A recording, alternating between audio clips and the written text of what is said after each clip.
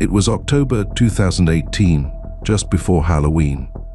My wife Sarah and I have finally closed on a historic Victorian in Astoria, Oregon. It was a fixer-upper, yes, but the price was reasonable, and we were eager to make it our own. The agent, a jittery man called Mr. Henderson, kept citing the house's history, but we simply put it up to sales tactics. He even reduced the price when we weren't pleased. Now I wish we had listened. The first few weeks were fine. Unpacking and painting keep me busy, of course. But then the murmurs began. At first, I assumed it was Sarah, but she claimed she had not said anything. They were faint, like if someone was whispering just outside the room, always out of hearing. Then everything began moving. A book would tumble off a shelf, a painting would tilt crookedly, and a chair would move a few inches.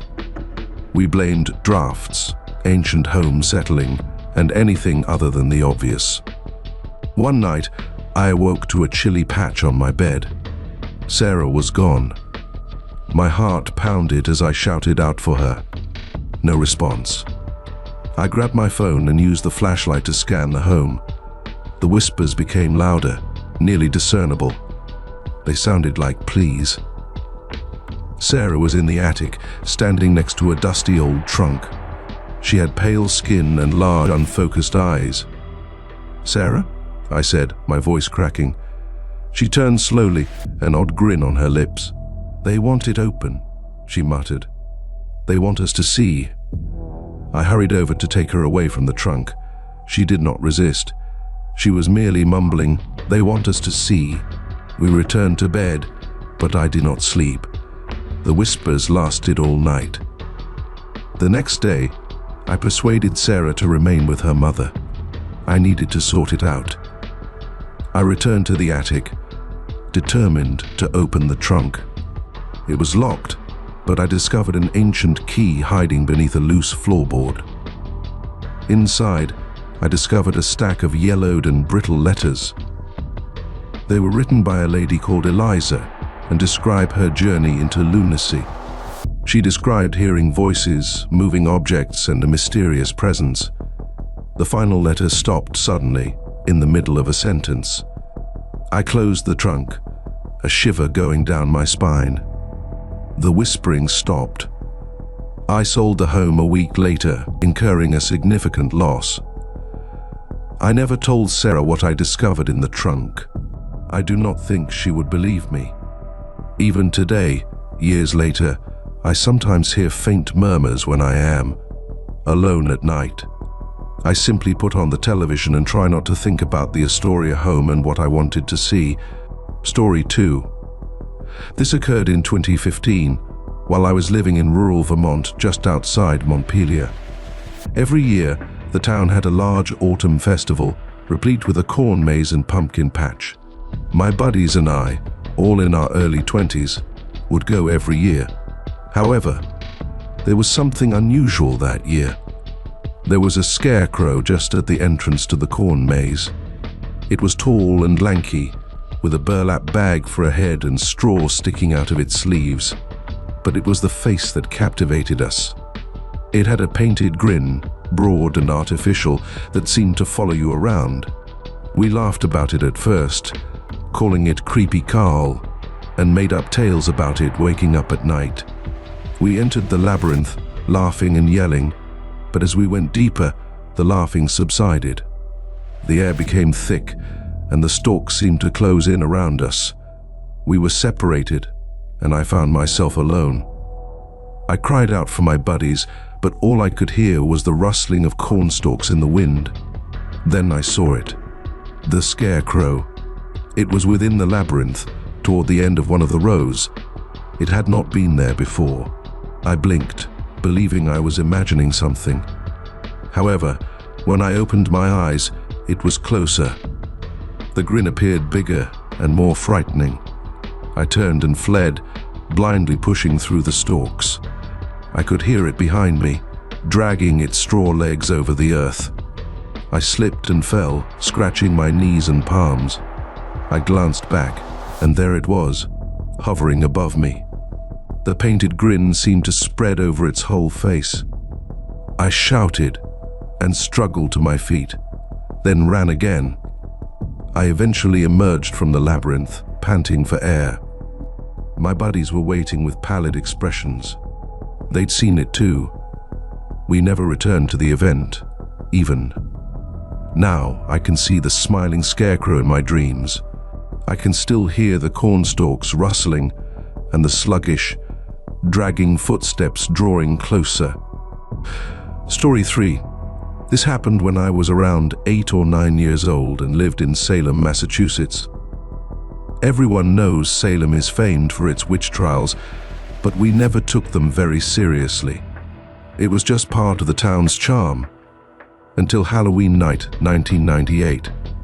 My buddies and I went trick-or-treating on Hawthorne Lane, a peaceful lane dotted with ancient colonial homes. The most of the residences were dark, but one shined out.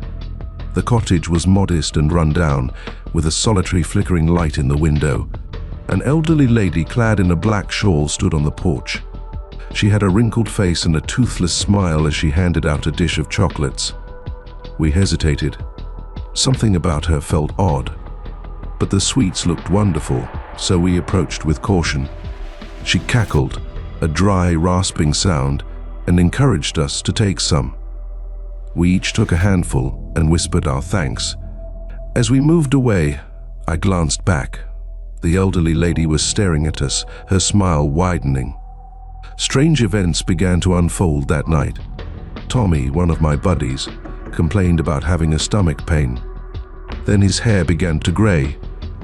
By daylight, he resembled an elderly man. Another buddy, Lisa, began to shrink. Her clothing hung loosely over her little body, and her voice sounded high-pitched and squeaky. The rest of us began to notice similar changes. We were aging and de-aging, becoming monstrous caricatures of ourselves. Our parents panicked and rushed us to the hospital. The physicians were confused. They did tests but discovered nothing wrong with us. They said it was some type of mass frenzy caused by the thrill of Halloween. But we knew the truth. It was the sweets. It was the elderly lady on Hawthorne Lane. We returned to the cottage, but it was gone.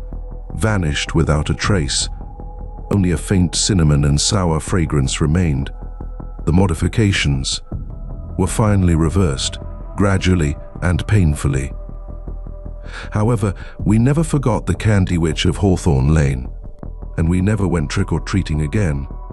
Story 4. This occurred only last year, on Halloween 2022. I was staying at my aunt's house in Camden, Maine on Mariners Way, a lovely neighborhood that overlooks the bay. The home was ancient, dating from the 1800s, and was packed with antique furnishings, including a huge, elaborate mirror in the guest bedroom where I was sleeping. The first night, I awoke at approximately 3 a.m. I felt nervous, like if someone was watching me. I sat up in bed, looking about. The room was dark, with just a weak moonlight pouring through the drapes to illuminate it. Then I saw it, my reflection in the mirror. But it wasn't me. The reflection was distorted. Its grin was too big and its eyes were too dazzling. It imitated my actions, albeit with a little uncomfortable delay. I blink, and it blinks a second later. I raised my hand, and it raised its hand in an unusual, jerking fashion. I told myself it was only the light, the shadows playing tricks on my vision. But I sensed there was something wrong. I got out of bed and lit the light.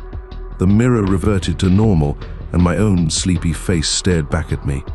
I tried to shrug it off, but the picture of the distorted mirror stuck with me. The next night, the same thing occurred, the warped mirror and disturbing imitation. This time, I noticed something different. The reflection was dressed differently. I was wearing a black suit while still in my jammies.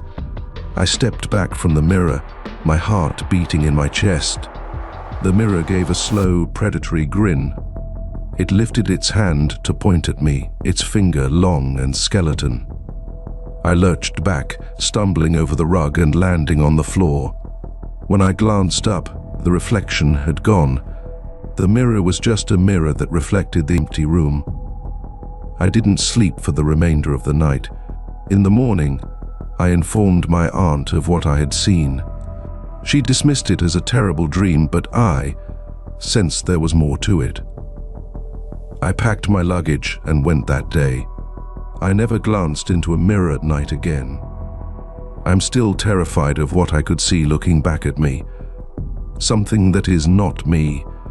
Something wants to take my place. Story 5. This occurred at college on Halloween 2007. We headed out to Hickory Hollow Farm in Lancaster County, Pennsylvania for the annual Haunted Hayride. It was meant to be a corny fun time, complete with phony ghosts and jump scares. We were mistaken. The hayride began regularly enough. We were crammed aboard a trailer driven by a tractor, bouncing down a muddy route. Actors costumed as zombies and witches attempted to terrify us by springing out from behind trees. We laughed and yelled, relishing the overblown theatrics. The tractor then drifted off the route. We bounced down a bumpy, overgrown track, getting further into the trees. The false ghosts and witches had vanished, leaving behind an uneasy quiet. The air became colder, and a dense fog crept in, concealing the trees around us. We began to feel apprehensive. This was not part of the program. "Hey, where are we going?" someone said. The tractor driver, a muscular guy with a gloomy countenance, did not respond. He merely drove farther into the gloom. Then we heard it. A deep growl emanated from the trees surrounding us. It became louder and closer. We saw forms moving through the fog, dark, shadowy beings with glaring red eyes. People began yelling, pushing, and attempting to escape. The tractor skidded to a halt, and the driver vanished into the fog. We were alone, surrounded by roaring animals. They drew nearer, their gaze scorching into us. They were not human. They were something different, old and terrible. I'm not sure how long we were there. It seemed like hours. Then, as swiftly as it began, it came to an end. The fog lifted, the growls faded, and the animals disappeared. The tractor driver emerged, his face pallid and drawn. He didn't say anything, but started the tractor and drove us back to the farm. We never discussed what occurred that night. We simply tried to ignore everything and pretend it was all a horrible dream. But occasionally, even when I shut my eyes, I can hear the growls and see the bright red eyes in the fog. I am certain that what we witnessed that night in Hickory Hollow was genuine, and I know it is still there, waiting. Story 6. This occurred some years ago, around Halloween 2020. I lived in a little town in New Hampshire, just outside of Concord. Juniper Street was famed for its extravagant Halloween displays. Every home was decorated with ghosts, goblins, and of course, jack-o'-lanterns. Hundreds of them lined the sidewalks, gleaming at night. It was a stunning sight, until it wasn't. It began quietly, a flicker here and a twitch there. We assumed it was simply the wind as the candles inside the pumpkins flickered. But suddenly the faces began to alter. The chiseled grins became snarls, and the triangle eyes contracted into slits. Then they began moving. Initially, rocking back and forth was done slowly. Then they began jumping, rolling and bouncing along the street. The carved features, now distorted and hideous, seemed to be alive, leering at us with evil amusement. People yelled and ran in all directions. The pumpkins followed them, knocking into legs and tripping people. I witnessed a pumpkin tumble towards a little child, its sharp fangs cracking. She yelled, staggered, and fell on the ground. The pumpkin tumbled over her, its face only inches from hers. I rushed over and kicked the pumpkin, sending it sliding down the street. The tiny kid cried but was uninjured. The pumpkins seemed to be attracted to the shouts and dread. They flocked around everyone who showed indications of terror. I took the small girl's hand and guided her to my vehicle. We rushed inside and closed the doors, gazing in dread as the pumpkins resumed their reign of terror. Finally, the tumult subsided.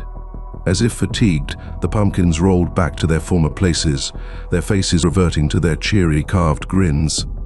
The street was quiet, cluttered with upturned pumpkins and abandoned sweets. We drove away, frightened and afraid. I've never looked at a jack-o'-lantern the same way since.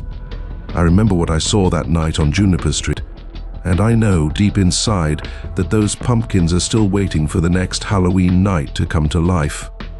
Story 7. This occurred back in 2012. I lived in a little town in Colorado near Colorado Springs. There was an antique store in Crimson Creek that sold vintage Halloween costumes. I was searching for something different for a party and decided to check it out. The boutique was poorly lit and stocked with dusty clothes from decades before. I looked through the racks, enjoying the beautiful workmanship and craftsmanship. Then I saw it. A jester costume includes a brilliantly colored outfit, ruffled collar, and a smile mask. It was wonderful. I put it on and it fitted great. The mask was a touch snug, but I expected it to ease up. I purchased the outfit and wore it to the party. Everyone enjoyed it. I was the light of the party, telling jokes and making everyone laugh. But as the night progressed, things began to shift. I felt different, more confident and extroverted, but also more reckless and impulsive. I began pulling pranks, some innocent, others not so much. I began to speak and do things that I would not typically do. It seemed like the jester's personality was taking control. The following morning, I awoke with a throbbing headache and a strange feeling of foreboding. I attempted to remove the mask, but it would not budge. It felt as if it were bonded to my flesh. I panicked, yanking and straining, but it would not come off. I glanced in the mirror, and my image was staring back at me with a broad, frightening smile. When I returned to the antique store, it was no longer there, vanished without a trace. I did everything to take off the mask. Soap, water, and a power sander. Nothing worked. The mask remained a permanent fixture on my face. The jester's personality grew more dominating, eventually entirely consuming me. I lost my job, my friendships, and my life. I am giving you this tale from a locked room at a mental facility. The physicians claim I am insane and that the mask is a fiction of my mind. But I understand the reality. I knew that the costume cursed me, and I know I'll never get rid of the jester's smile. Story 8. This occurred in the autumn of 2017 in a quiet community just outside of Burlington, Vermont. Willow Creek Lane was a typical suburban street with two-story homes and groomed gardens. It was the kind of neighborhood where children could safely trick-or-treat, and everyone knew each other's names. Until Halloween night. That night, a bunch of youngsters, including my younger sister Emily, went trick-or-treating along Willow Creek Lane. They were enthusiastic, dressed up in their costumes and ready to gather candy. They visited every home, filling their bags with gifts. They then arrived at the end of the street, where they discovered a new home. It was a massive Victorian-style home, gloomy and menacing. The windows were dark, but the front door was open, with a dim light flickering within. The children hesitated. They'd never seen the home before, but the allure of additional sweets was too powerful. They approached the home with caution, their hilarity replaced by apprehensive murmurs. "Trick or treat," they exclaimed. No response. They looked inside, where the wavering light illuminated a long, black corridor. It felt appealing. The youngsters walked inside one by one. Emily was the final one. She paused, a sense of uneasiness flooding over her. She returned her gaze to the street, where familiar homes were illuminated by porch lights. Then she returned her gaze to the dark mansion, its flickering light calling her in. She stepped inside, and suddenly she was gone. The other youngsters were also gone, vanished without a trace. The home remained motionless, the front door still wide, and the flickering light created long, frightening shadows over the vacant street. The cops searched for weeks, but never discovered the children. The mansion remained a gloomy and foreboding presence on Willow Creek Lane. Some said it was a passage to another dimension, an unearthly place. Others said it was the work of a demonic creature that preyed on innocent youngsters.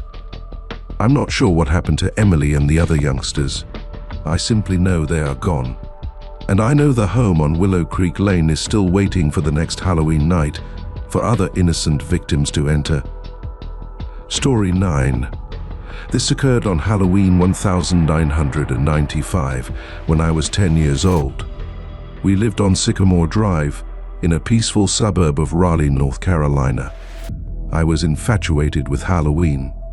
My chamber was decorated with artificial cobwebs, real spiders, and my treasured item, a life-size plastic skeleton entitled Bones.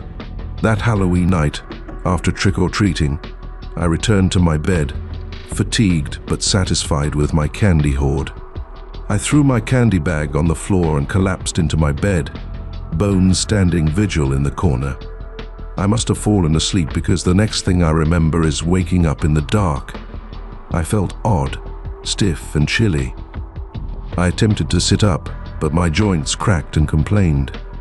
I gazed down at my hands. They were bony, skeletal. I shouted, a quiet, rattling sound. I peered into the mirror. Bones stared back at me, or more specifically, myself in Bones's body. I glanced over to my bed. Bones lay there, clothed in my pajamas, or more specifically, myself in my own body.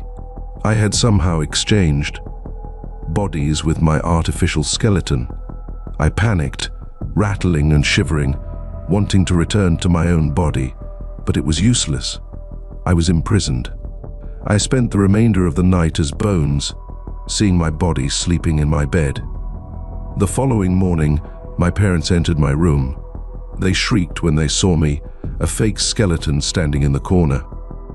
They assumed it was a joke, although a very elaborate and unsettling one. They attempted to relocate me and put me back in the closet, but I could not move. I was trapped. I attempted to communicate, telling them I was stuck within Bones's body, but all I could do was rattle and tremble. They did not comprehend. They assumed I was broken. They took me outside and dumped me in the garbage. I spent the following several days in the garbage can, watching the world pass by. On the night of November 3rd, something unexpected occurred.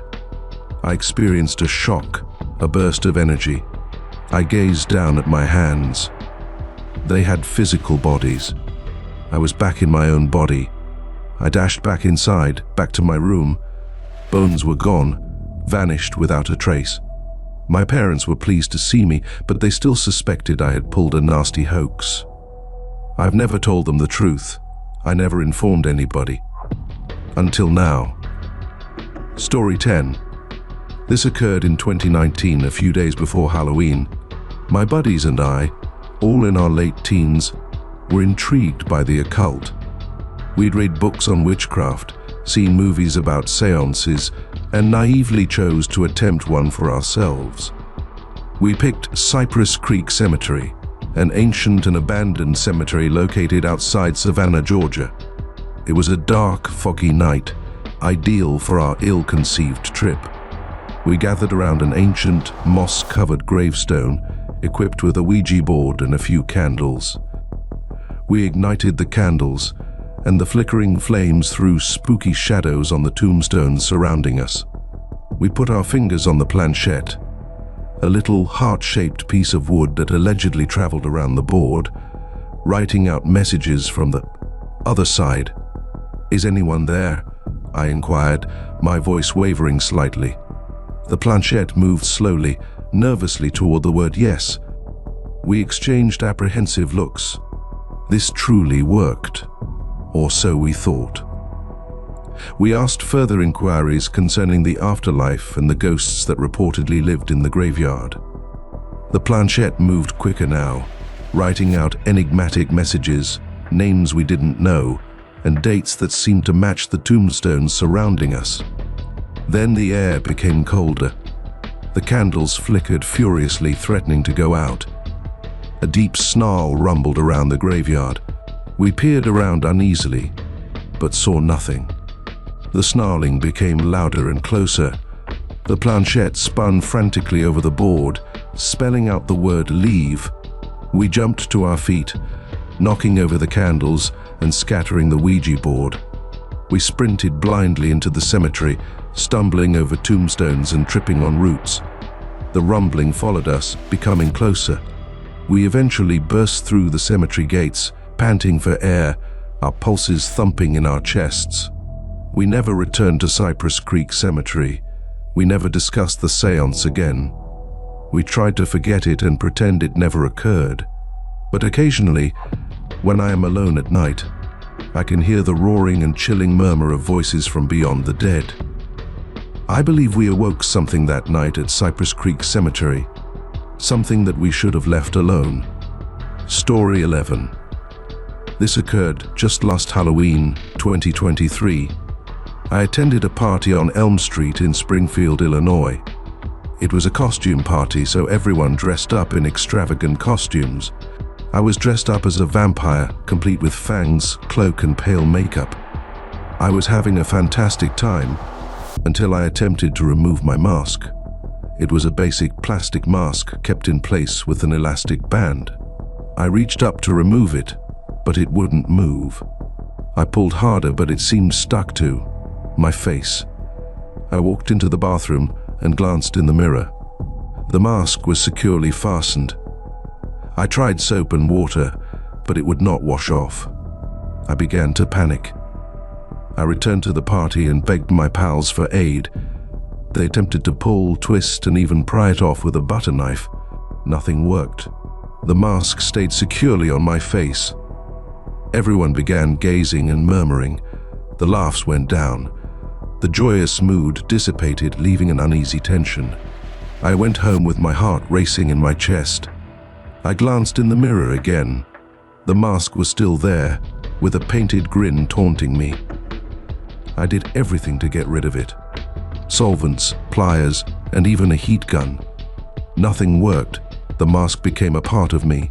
Days stretched into weeks, and weeks into months. The mask remained. I couldn't consume solid foods and could hardly breathe. I became a hermit, hiding from the world and embarrassed of my grotesque look.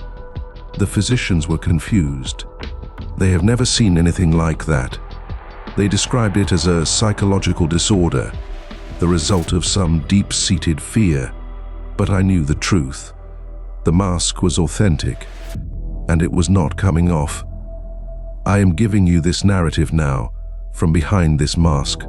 I cannot expose my face. I cannot talk clearly. I can only write these things and hope that someone, somewhere, believes me. And, maybe, discover a method to overcome the curse of unmasking. Story 12. This occurred on Halloween night 2021. I lived on Dogwood Drive in a little hamlet near Hartford, Connecticut. I was preparing for a party, putting on my costume and makeup. I looked in the mirror and froze. My reflection was not me. It looked just like me, but its expression was different. Slightly different. I smirked slightly even though I wasn't. There is a glimmer of hate in its eyes. I blink, and the reflection blinks back, but just a fraction of a second later. I lifted my hand, and the reflection reflected it, but in an unusual, jerky fashion. I stepped back from the mirror, my heart beating in my chest. This was not a reflection. It was something else, a duplicate. I'd heard tales about them, monsters who look like you and sought to take your life. I believed they were just tales, until now. I glanced away from the mirror, trying to tell myself it was all in my head, but I could feel its gaze on me, monitoring and scrutinizing me. When I turned back to look in the mirror, it had disappeared. Only my own reflection stared back at me, pallid and scared. I tried to brush it off, but the sense of discomfort persisted. I attended the party, but I couldn't relax. I kept peeking over my shoulder, hoping to see my doppelganger lurking in the shadows. I caught a short glimpse of it in the mirror of a window and the shiny surface of a table, constantly just out of reach, constantly watching. I went home early and locked all of the doors and windows. I could not sleep. I kept seeing its face in the darkness, its eyes piercing into me. The next morning, I glanced in the mirror. My reflection was typical, but I knew it was still out there, waiting and watching, waiting for the proper opportunity to steal my life and take my position. I can still see it in the corner of my eye, reflected in a store window. I know it is still out there, waiting. Story 13.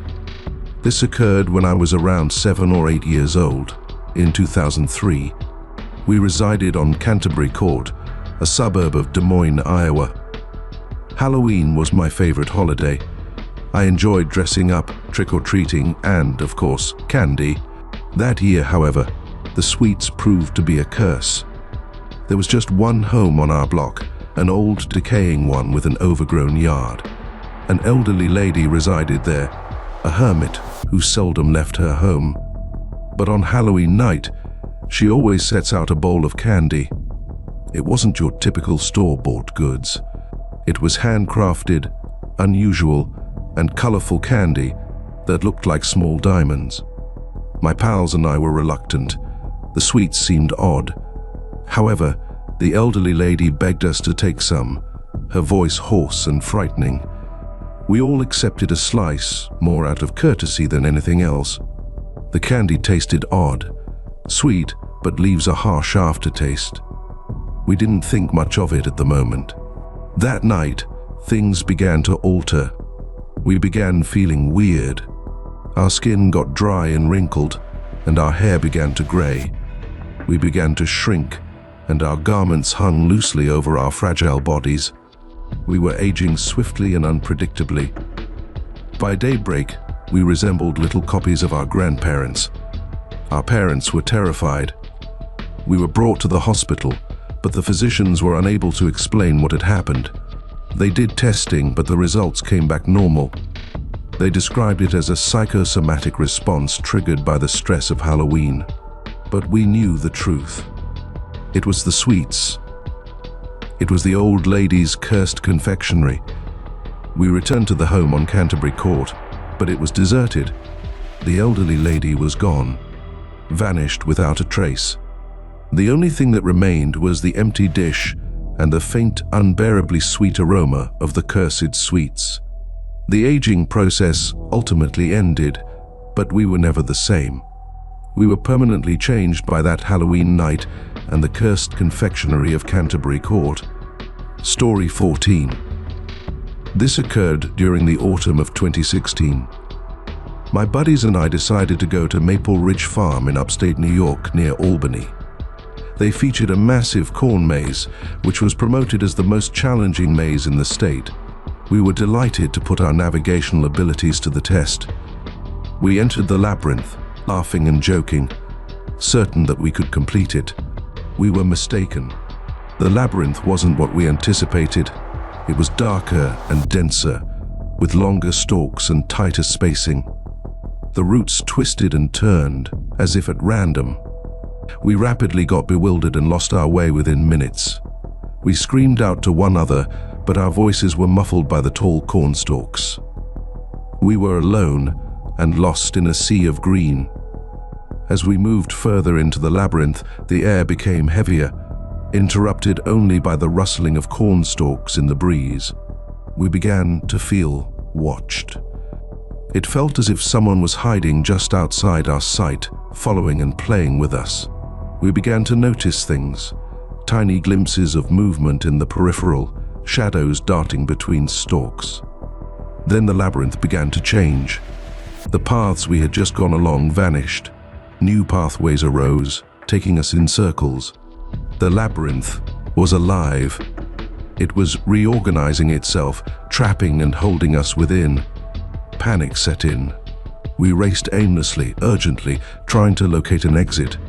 But the labyrinth continued morphing and moving, trapping us behind its green walls. Days moved to nights. We were tired, hungry, and afraid. We began seeing things, hallucinations caused by tiredness and dread.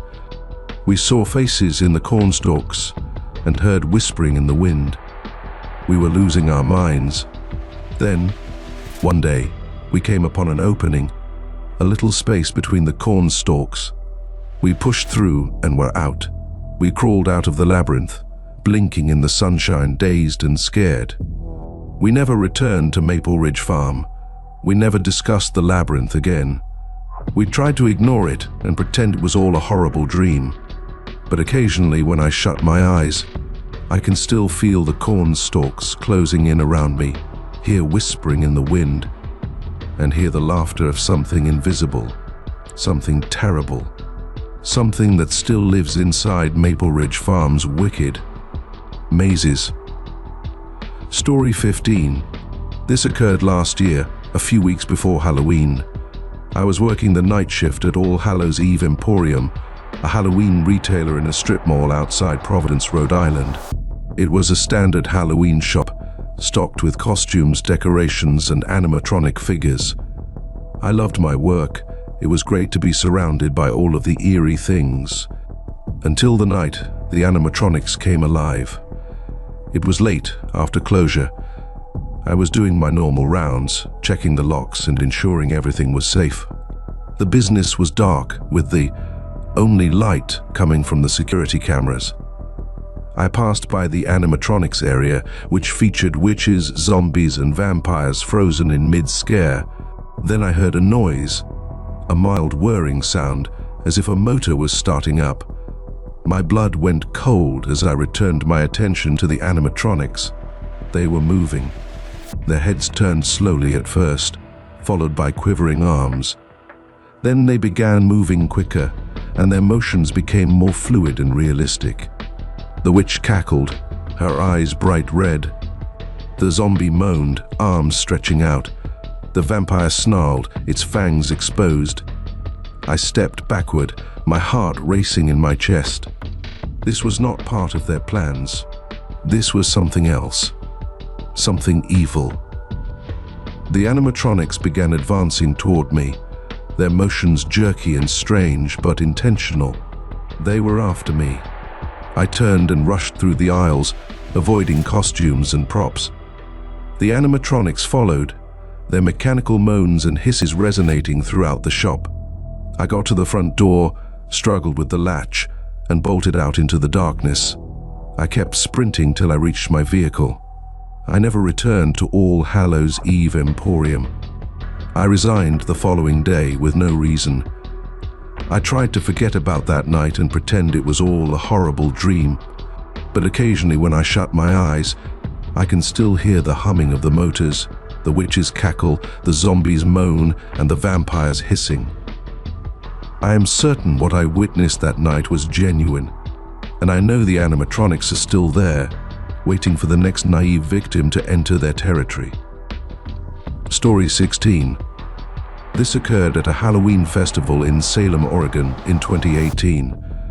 My buddies and I were having a great time, riding the attractions and playing games. We stumbled upon an old-fashioned picture booth named Phantom Booth, which was shrouded in black velvet drapes. It seemed interesting, so we decided to try it. We crowded into the booth, joking and making faces. The flash went off, and we waited for the images to print. When they emerged, our laughter died in our throats. The photographs were not correct. The images were twisted and hazy, depicting death. My photograph depicted me falling from a high height, with my body twisted and shattered. My friend Sarah's snapshot showed her trapped inside a burning building, her face distorted in panic. Another acquaintance, Mark, had a snapshot of him drowning, his eyes wide with panic. We looked at the photographs in astonishment, our blood going cold. This was all a hoax, right? a wicked and twisted trick. We attempted to reject it and laugh it off, but the pictures tormented us. We could not escape the sensation that something horrible was about to happen. A few weeks later, my greatest suspicions were confirmed. I was going home from work late one night when I slipped and went down a flight of stairs. I shattered my leg, arm, and a few ribs. I was fortunate to be alive. Then Sarah's apartment building caught fire. She was stuck inside and did not make it. The news story depicted her flat as engulfed in flames, precisely like in the picture. Mark went swimming in the lake many weeks later. He perished after being trapped in a strong river, just like in the photograph. The picture booth, or phantom booth, had prophesied our deaths. It had revealed us how we would die. I am the only one left now. I live in perpetual anxiety, waiting for my time, for the prophecy to be fulfilled. I detest heights and flames, and I no longer take baths. I live in a self-imposed cage, plagued by the pictures from that horrible photo booth. Story 17. This occurred in 2022, on Halloween night. My buddies and I went trick-or-treating in a new area just outside Charleston, South Carolina. We found a home on Hemlock Lane that looked like a typical haunted house. Cobwebs, skeletons, and fake blood, the full 9 yards.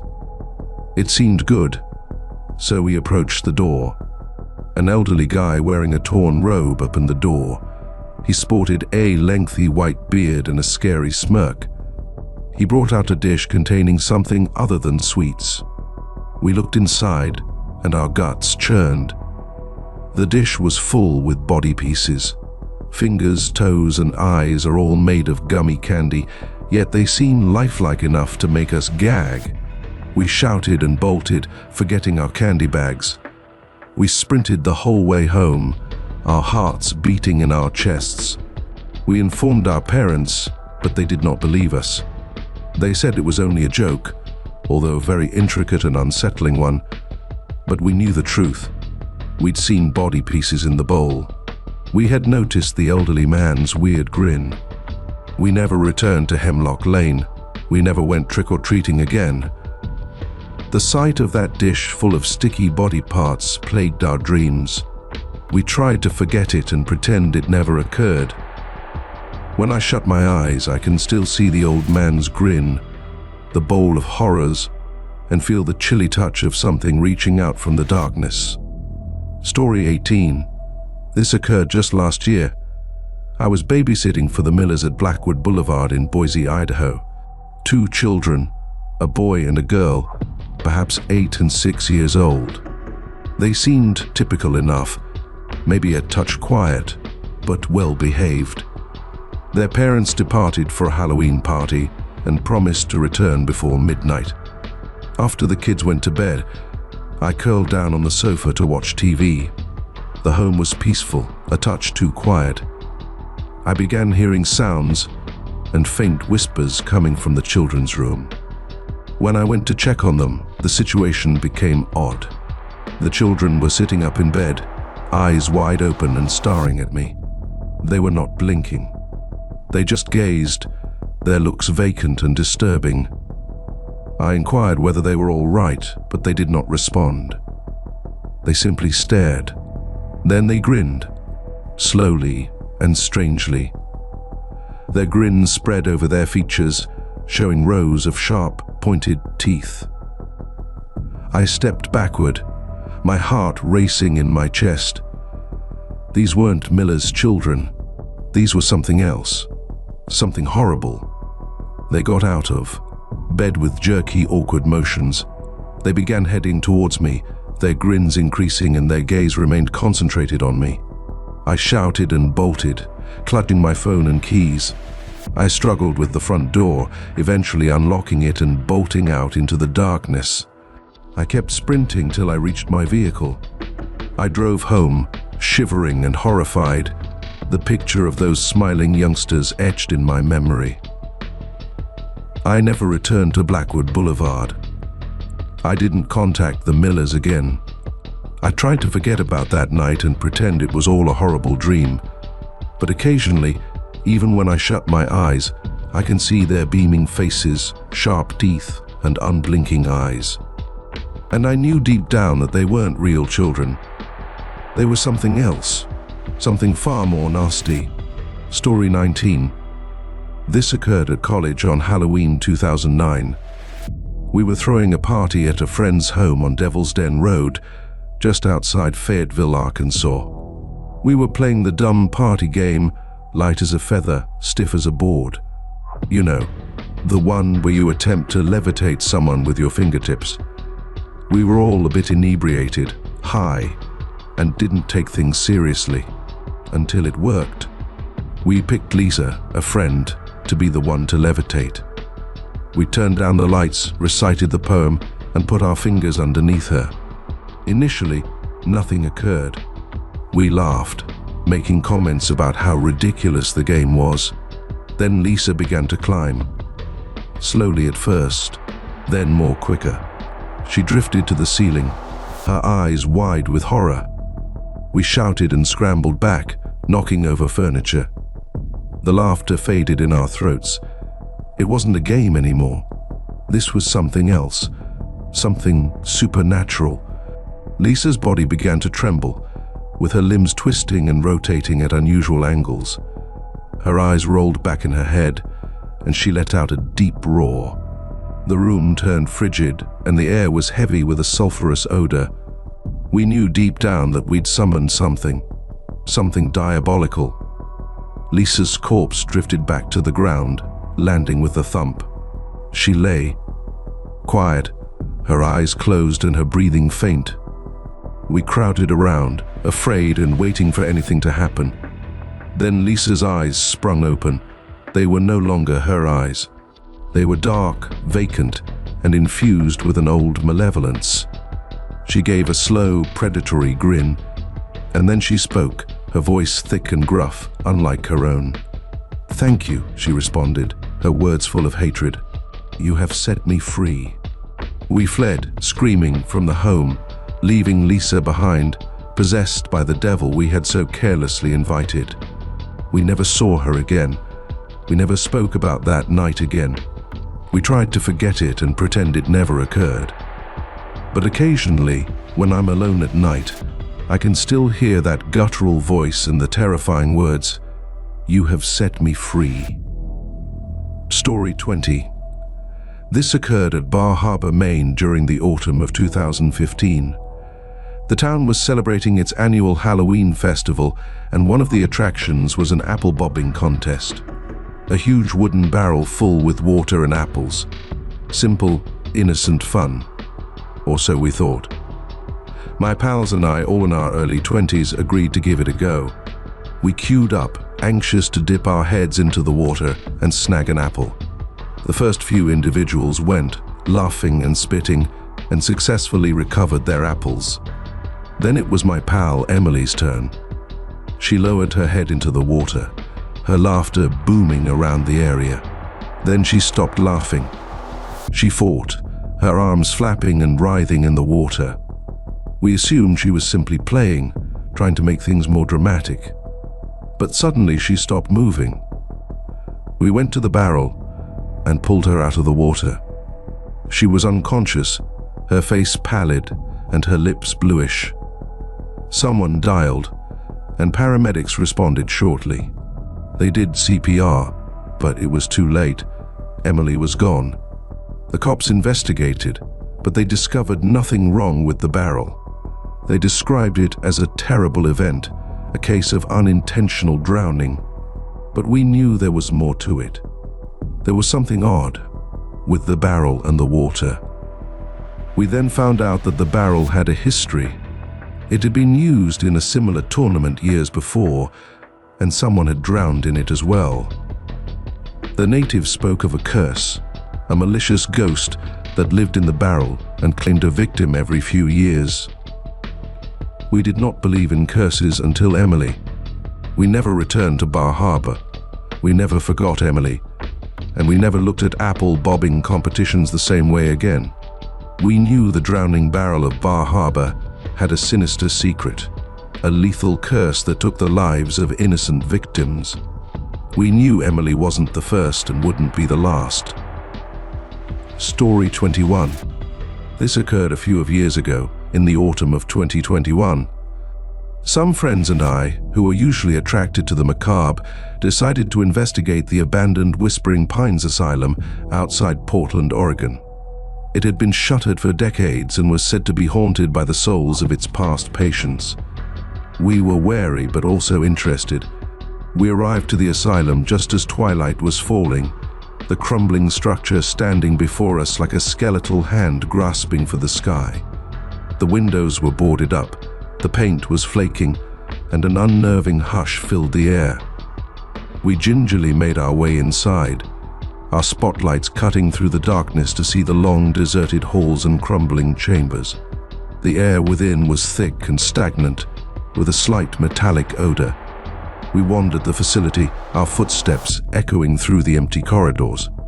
We witnessed traces of the asylum's history, including rusting medical equipment, rotting furnishings, and fading patient records. Then we began hearing whispers.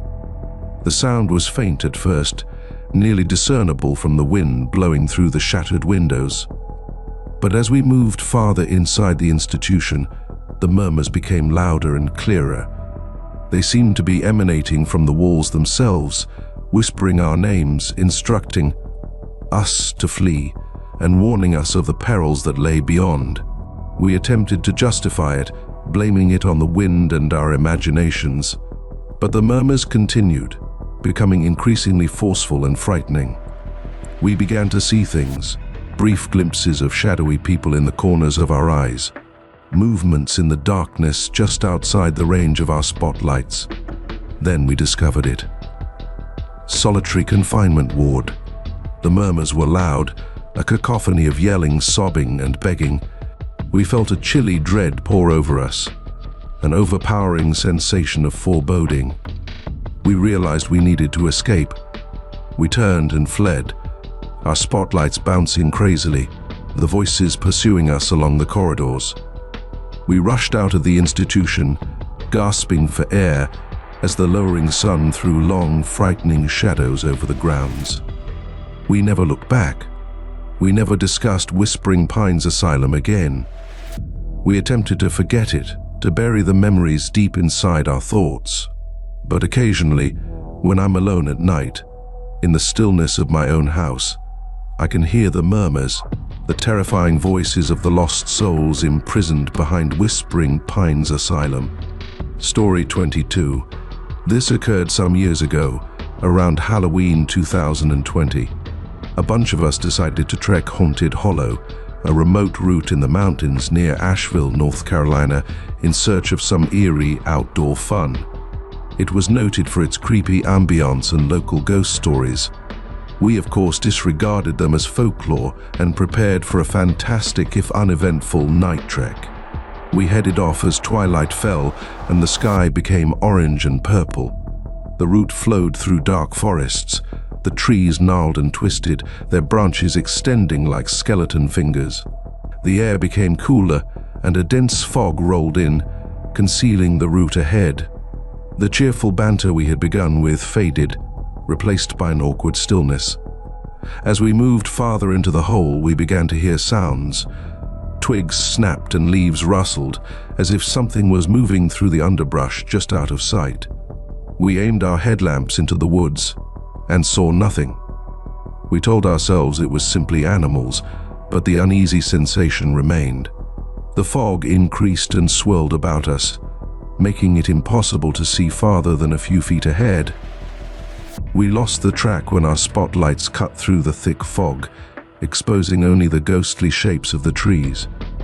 We shouted out to one another, but the fog buried our voices. We were lost, alone, and bewildered. We walked into the fog for what seemed like hours, our terror increasing with each passing instant. We began seeing things, shadowy beings moving through the fog, their eyes flashing red in the darkness. We heard faint, chilling voices calling out our names and enticing us further into the abyss. Just when we thought we were utterly lost, we came upon a clearing.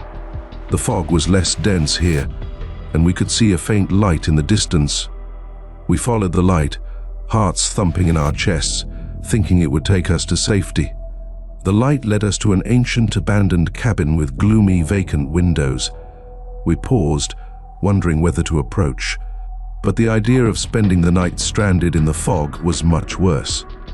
We approached the cottage slowly, our torches lighting the rotting porch and ancient wooden door. We knocked, but there was no response. We tested the door, and it creaked open to show a dark and empty inside.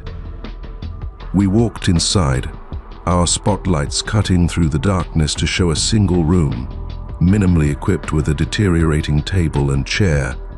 The air inside was chilly and wet, with a little musty stench. Then we heard it. A low growl emanated from the corner of the room. We turned around with our spotlights fixed on the darkness, but saw nothing. The snarling became louder and closer. We felt deep down that we were not alone in the cabin. We yelled and fled, staggering back into the fog, leaving the cottage and its unknown inhabitant behind. We sprinted blindly through the fog until we found the route again. We followed the way back to the road, our hearts still racing in our chests and our thoughts whirling from the night before. We never returned to Haunted Hollow. We never spoke about that night again. We tried to ignore it and pretend it was all a horrible dream. But occasionally, when I shut my eyes, I can still hear the growls and murmurs in the fog, as well as feel the chilly fear of being lost and alone in the haunting hollow. Story 23. This occurred back in 2014. I lived on Chestnut Street in a peaceful neighborhood of Salem, Massachusetts, a place rich in history and tradition. Sarah, my neighbor, delivered a baby boy called Samuel, who is gorgeous and healthy. He was the source of her happiness and the focal point of her existence. Then, on Halloween night, everything changed. Sarah had gone out for a Halloween party, leaving Samuel with a babysitter. When she returned, the babysitter had left, and Samuel was different. He seemed the same, but his demeanor was odd. He seemed calmer and more withdrawn, with unusual eyes. They were darker and colder, and they seemed to possess an ancient knowledge that no child should have.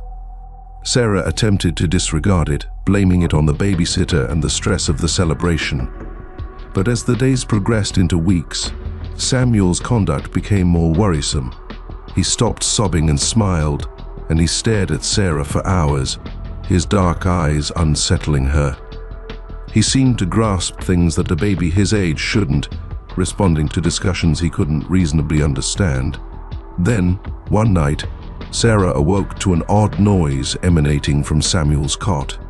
She went to check on him, and her blood became cold. Samuel was flying through the air, his eyes gleaming in the dark. He tilted his head and stared at Sarah, his black eyes filled with a strange knowledge.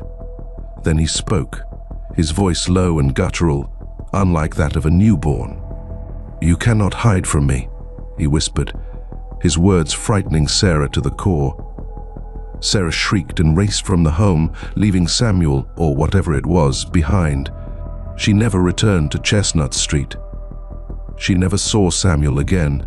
She attempted to forget him and the horrific night from her head. But she couldn't. She knew instinctively that her kid had been replaced by something different. There is something beyond our understanding. The changeling kid of Chestnut Street. Story 24. It was meant to be a great night.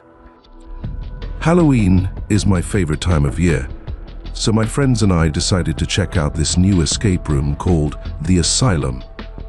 It was set in an old, purportedly abandoned hospital building downtown, which contributed to the creepiness. We were all pumped, particularly Mark, who was always bragging about his bravery. "Dude, I heard this one is seriously messed up," Mark remarked, smiling as we waited in the lobby. The air was heavy with suspense and the odor of old disinfection. "Yeah, well, don't wet yourself if you get scared, tough guy," I yelled back, attempting to conceal my own anxiety. There were 6 of us in total: me, Mark, his girlfriend Sarah, my girlfriend Lisa, and our friends Chris and Emily. A man costumed as a psychotic doctor, replete with fake blood splashed on his coat, narrated the tale. "Welcome, patients, to Blackwood Asylum," he said, his voice booming around the dimly illuminated chamber. "You've been wrongfully committed, you see, and tonight's the night you escape. If you can." He laughed, sending chills down my spine. He guided us through a hefty steel door, the latch clanging shut behind us. The first chamber was a padded cell, softly lighted by flickering fluorescent lights. We went right to work, looking for clues and solving puzzles, our adrenaline pounding as we immersed ourselves in the game. As we moved further, the rooms grew more disturbing. We discovered medical papers documenting horrible experiments, surgical equipment thrown on rusted trays, and the air became colder, thick with a real feeling of dread. Then things took a turn. We were in a chamber that resembled an operating theater, replete with a rusted operating table and straps. The lights went out when we were attempting to figure out the following clue. We heard a blood-curdling scream followed by a solid thump. "What the hell was that?" Mark shouted, his voice filled with panic. The lights came back on, and we spotted Sarah laying on the floor, unconscious. Panic overcame me. It was no longer a game. "Sarah, Ara, wake up!" Mark knelt beside her, gently shaking her. We attempted to contact for assistance, but our phones had no service. We were stuck. We broke out of the operation room, anxious to escape this horror, but every door we attempted was locked, and every corridor led to a dead end. We were back in the padded cell, the first chamber we had entered. It seemed as if we were moving in circles, imprisoned in a horrific labyrinth meant to drive us insane. "This isn't right," Lisa said softly, her voice shaking. "This isn't part of the game." I knew she was correct. Her expression of horror matched mine. We were really in danger. We then heard a deep, guttural growl emanating from the air vent, which sent shivers down my spine. Then a pair of bright red eyes emerged in the vent aperture. We gathered together, paralyzed with horror. The snarling became louder and closer. Whatever was out there was no longer pretending to play the game. "We need to get out of here," I whispered, barely audible. We hurriedly sought for another way out, adrenaline fueling every step. Finally, Chris found a loose panel in the wall. Behind it is a tiny passageway. "This way," he said, and we did not hesitate. We squeezed through the gap, one by one, into the darkness. The path was narrow, the air heavy with dust and rot. We could hear the growls behind us approaching. The tunnel appeared to stretch on forever, until we saw a glimmer of light ahead. We staggered outside into the chilly night air, gasping for oxygen and our pulses thumping in our chests. We never learned what happened to Sarah, or who or what was behind it all. Of course, the police investigated, but discovered no proof of wrongdoing. The escape room was closed, but the structure still exists as a disturbing memory of that night. To this day, I can't shake the notion that we were supposed to be imprisoned and were fortunate to escape with our lives. And occasionally, in the dead of night, I think I can hear that deep roar reverberating through the darkness. Story 25. It was Halloween night, and I was preparing for Jess's party. Jess was my closest friend from kindergarten, and her parties were legendary. This year, she went all out, turning her parents' ancient farmhouse into a haunted mansion. I wasn't the life of the party type, but Jess had persuaded me to go all out for my costume. I'd opted to be a vampire, a standard choice, I know. But I'd discovered this lovely antique-looking mirror at a flea market and thought it would be a nice touch. I was doing the last touches to my makeup light foundation, black eyeliner, the whole, when I saw something peculiar. I was utilizing the antique mirror, and for a single second, I thought my image didn't match my motions. I stopped and held my breath, but it was gone. Probably just my imagination, I reasoned, my anxiety getting the best of me. I finished getting dressed, put on my false fangs, and took one last look in the mirror. This time, there was no denying it. My reflection winked. I froze, my heart racing in my chest. It had to be a light trick, or maybe the poor cosmetics I was applying. I took a step back from the mirror, but my image remained still, a mischievous grin playing on its lips. It was me, but not me. The eyes were different, colder and crueler. "Hello?" I muttered, my voice shaking. The reflection's grin broadened, displaying a row of sharp, pointed teeth. It didn't say anything, but I could feel its stare, like frigid fingers sliding down my spine. I fell back and knocked down the vanity stool. When the mirror tilted, the reflection vanished for a brief period. I took a long breath, hoping to calm my pounding heart. It had to be a delusion, a stress-related freakout. That's all it was. I cautiously adjusted the mirror, averting my reflection's attention. I needed to get out of here, go to Jess's party, and be among people. But as I turned to go, I caught a glimpse of the mirror from the corner of my eye. My reflection was gone. I turned back, a cold fear pouring over me. The mirror was empty, reflecting just the shadowy room behind me. And then I heard it, a quiet, raspy voice just behind me. "Going somewhere." I swung around to see my image standing there, no longer contained to the mirror surface. It was myself, but distorted, a terrible caricature of my own appearance. Its eyes, two dark holes, seared into me. I yelled and backed away, but it was too late. The mirror surged, its cold, slimy hands reaching out for me. I felt a sharp ache and a sense of being dragged into a cold, black pit. Then comes darkness. I awoke with a gasp, my head hammering and my body hurting. I was laying on the bathroom floor next to a smashed antique mirror. Sunlight came through the window, illuminating the space in pleasant tones. It was morning. Had this all been a dream? A nightmare caused by stress and much Halloween candy? I sat for a long time, my heart gradually returning to its regular beat. That had to be a dream.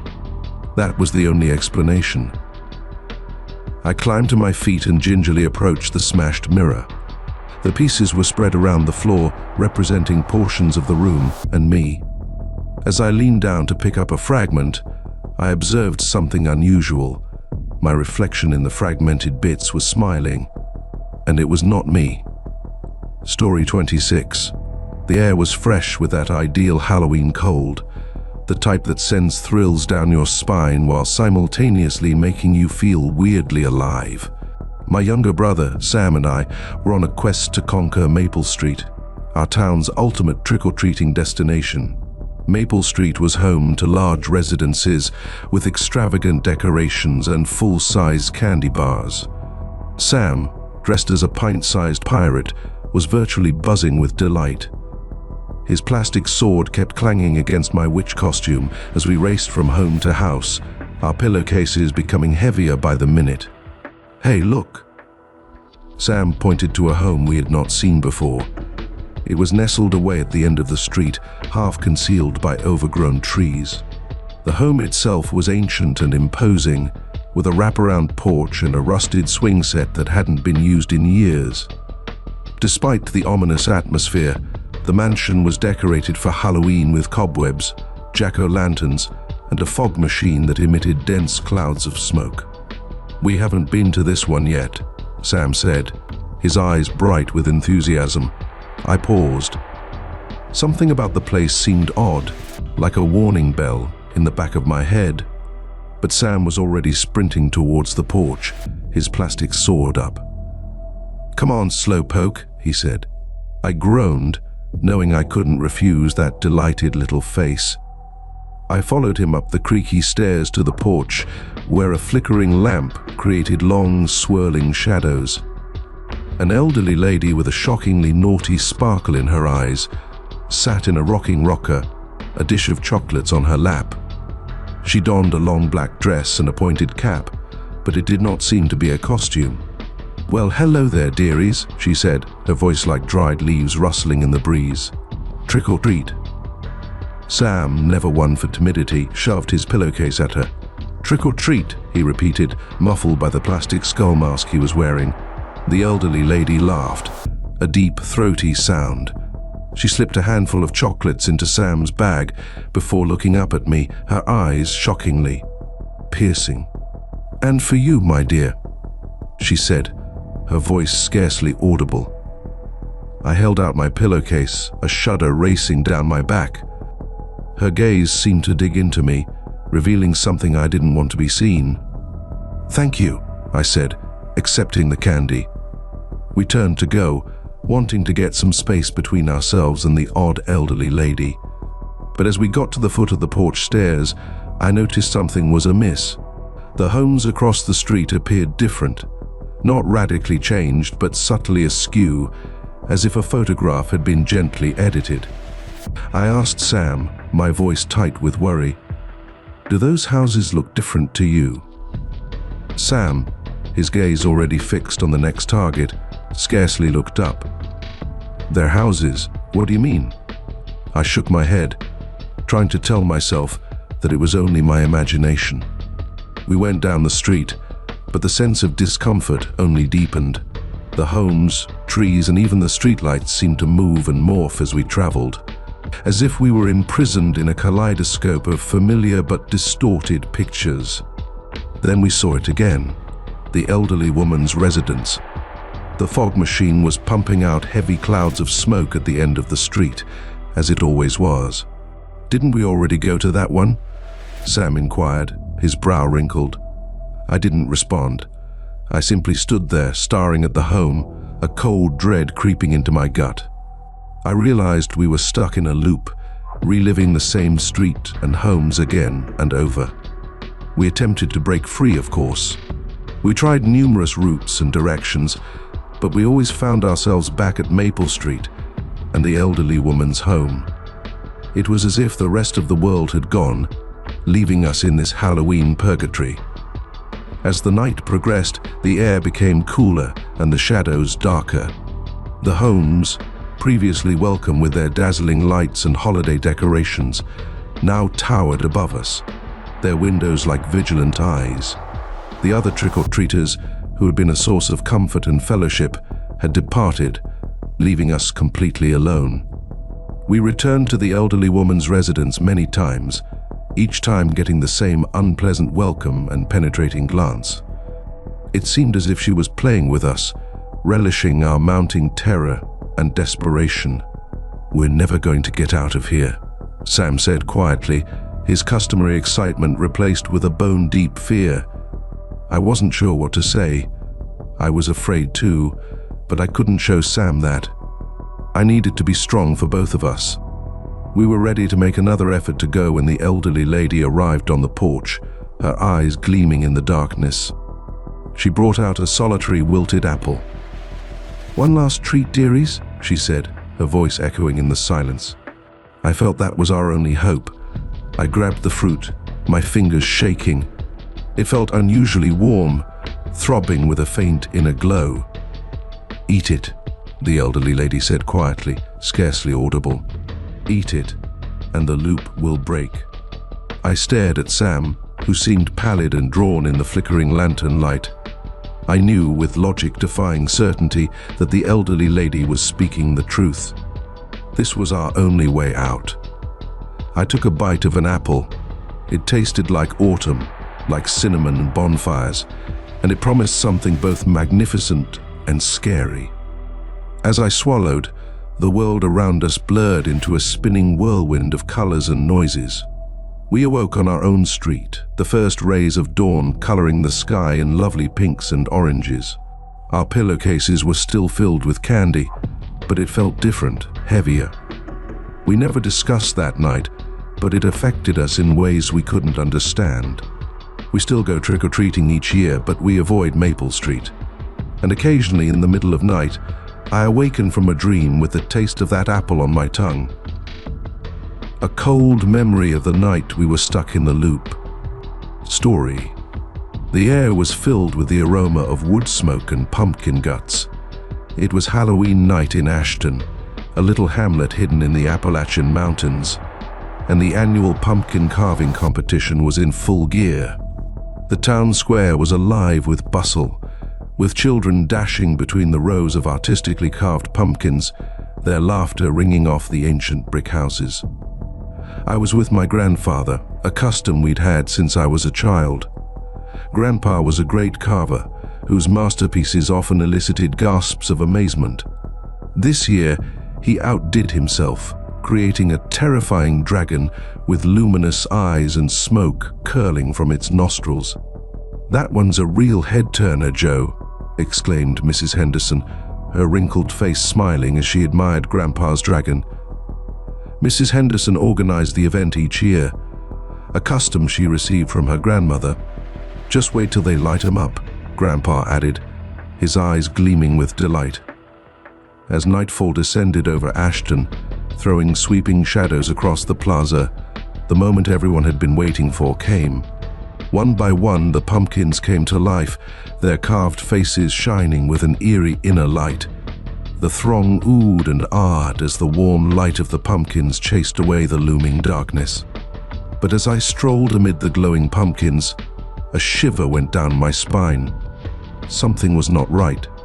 Not all of the faces were carved to resemble monsters or ghouls. They were human features distorted with terror and misery. I paused in front of one pumpkin, my breath caught in my throat. Sarah Miller, a history classmate, was looking back at me. Sarah had been away for weeks, leaving a gloomy shadow over Ashton. The pumpkin brilliantly caught her features, from her freckled nose to the troubled line between her brows. But it was her eyes that scared me to the bone, wide and terrified, screaming for rescue. I glanced around, my heart beating against my chest. Nobody else appeared to notice anything unusual. They were all too engrossed in the festive ambience, their faces lit by the warm light of the pumpkins. I grabbed Grandpa's arm and dug my fingers into his ancient leather jacket. "Grandpa, look," I murmured frantically, pointing to Sarah's pumpkin. "That's Sarah Miller." Grandpa peered at the pumpkin and wrinkled his brow. "Now, don't you go scaring yourself with silly stories, Emma," he murmured, reassuringly touching my hand. "It's just a carving." "But Grandpa, that's her." "No, it is," I persisted, my voice trembling. Grandpa sighed, his eyes softening. "Emma, I understand you're concerned about Sarah, but they are only pumpkins. They cannot harm anybody." I wanted to trust him, but I couldn't escape the suspicion that something was really wrong. I proceeded from pumpkin to pumpkin, my blood freezing as I knew each face. David Thompson, the proprietor of the local hardware shop, had gone without a trace a few months earlier. And there stood old Mrs. Jenkins, her kind, wrinkled face locked in a mute scream. All the missing folks from Ashton stared back at me from the hollowed-out gourds. Panic welled up inside me, threatening to overtake me. I have to instruct someone to do something. But who will trust me? Who would have believed that Ashton's missing persons were locked inside Halloween pumpkins? I dashed through the throng, looking for a familiar face, someone I could trust. However, the faces of everyone I knew and loved began to emerge on the pumpkins as well. My parents and friends had their faces warped into ugly caricatures of their previous selves. In my ears, the crowd's laughing seemed like screaming. The warm light of the pumpkins became chilly and ominous.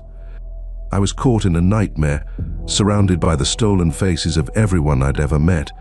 I lurched backward, my legs giving way under me. As I fell, my sight met that of a lone pumpkin, its face shining brighter than the others. It was my grandfather's dragon, its eyes piercing into me with malignant pleasure. And then I saw it, my own face, mirrored in the dragon's eyes, contorting in panic as I was drawn into the pumpkin's icy, unrelenting grip. The last thing I remember before the darkness took me whole was my own scream booming over the deserted town square. Story. The flames flickered and swirled, creating flickering shadows that stretched and twisted into strange forms against the towering trees. The air was rich with the aroma of wood smoke and something other, old and primordial, that sent chills down my spine. It was Halloween night, and we were deep in the heart of Blackwood Forest, huddled around a blaze that seemed to burn with extraordinary intensity. There were 5 of us, me, my elder brother Jake, and our friends Chris, Lisa, and Mark. We'd been coming to Blackwood Forest for Halloween since we were youngsters, lured by its spooky beauty and the excitement of spending the night in a place where tales whispered through the woods. This year, however, was different.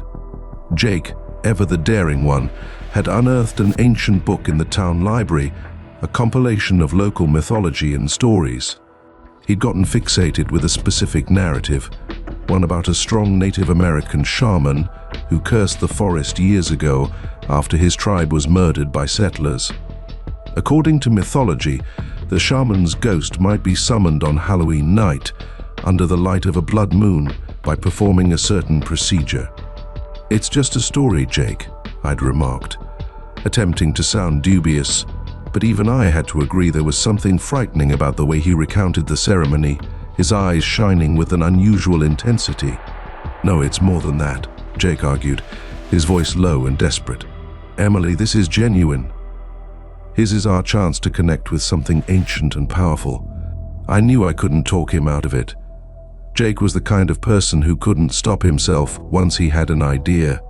So here we were, gathered around the campfire, the blood moon throwing an ominous crimson light over the forest, set to execute a ceremony we didn't completely comprehend, with unknown implications. Jake, his face lit by the flickering flames, read aloud from the book, his voice ringing with weird force. He put stones in a certain arrangement, placed tobacco and sage gifts on the ground, and chanted in a language I didn't understand but felt like it was vibrating through my bones. The air became cooler, and the shadows surrounding us deepened, as if the woodland was holding its breath.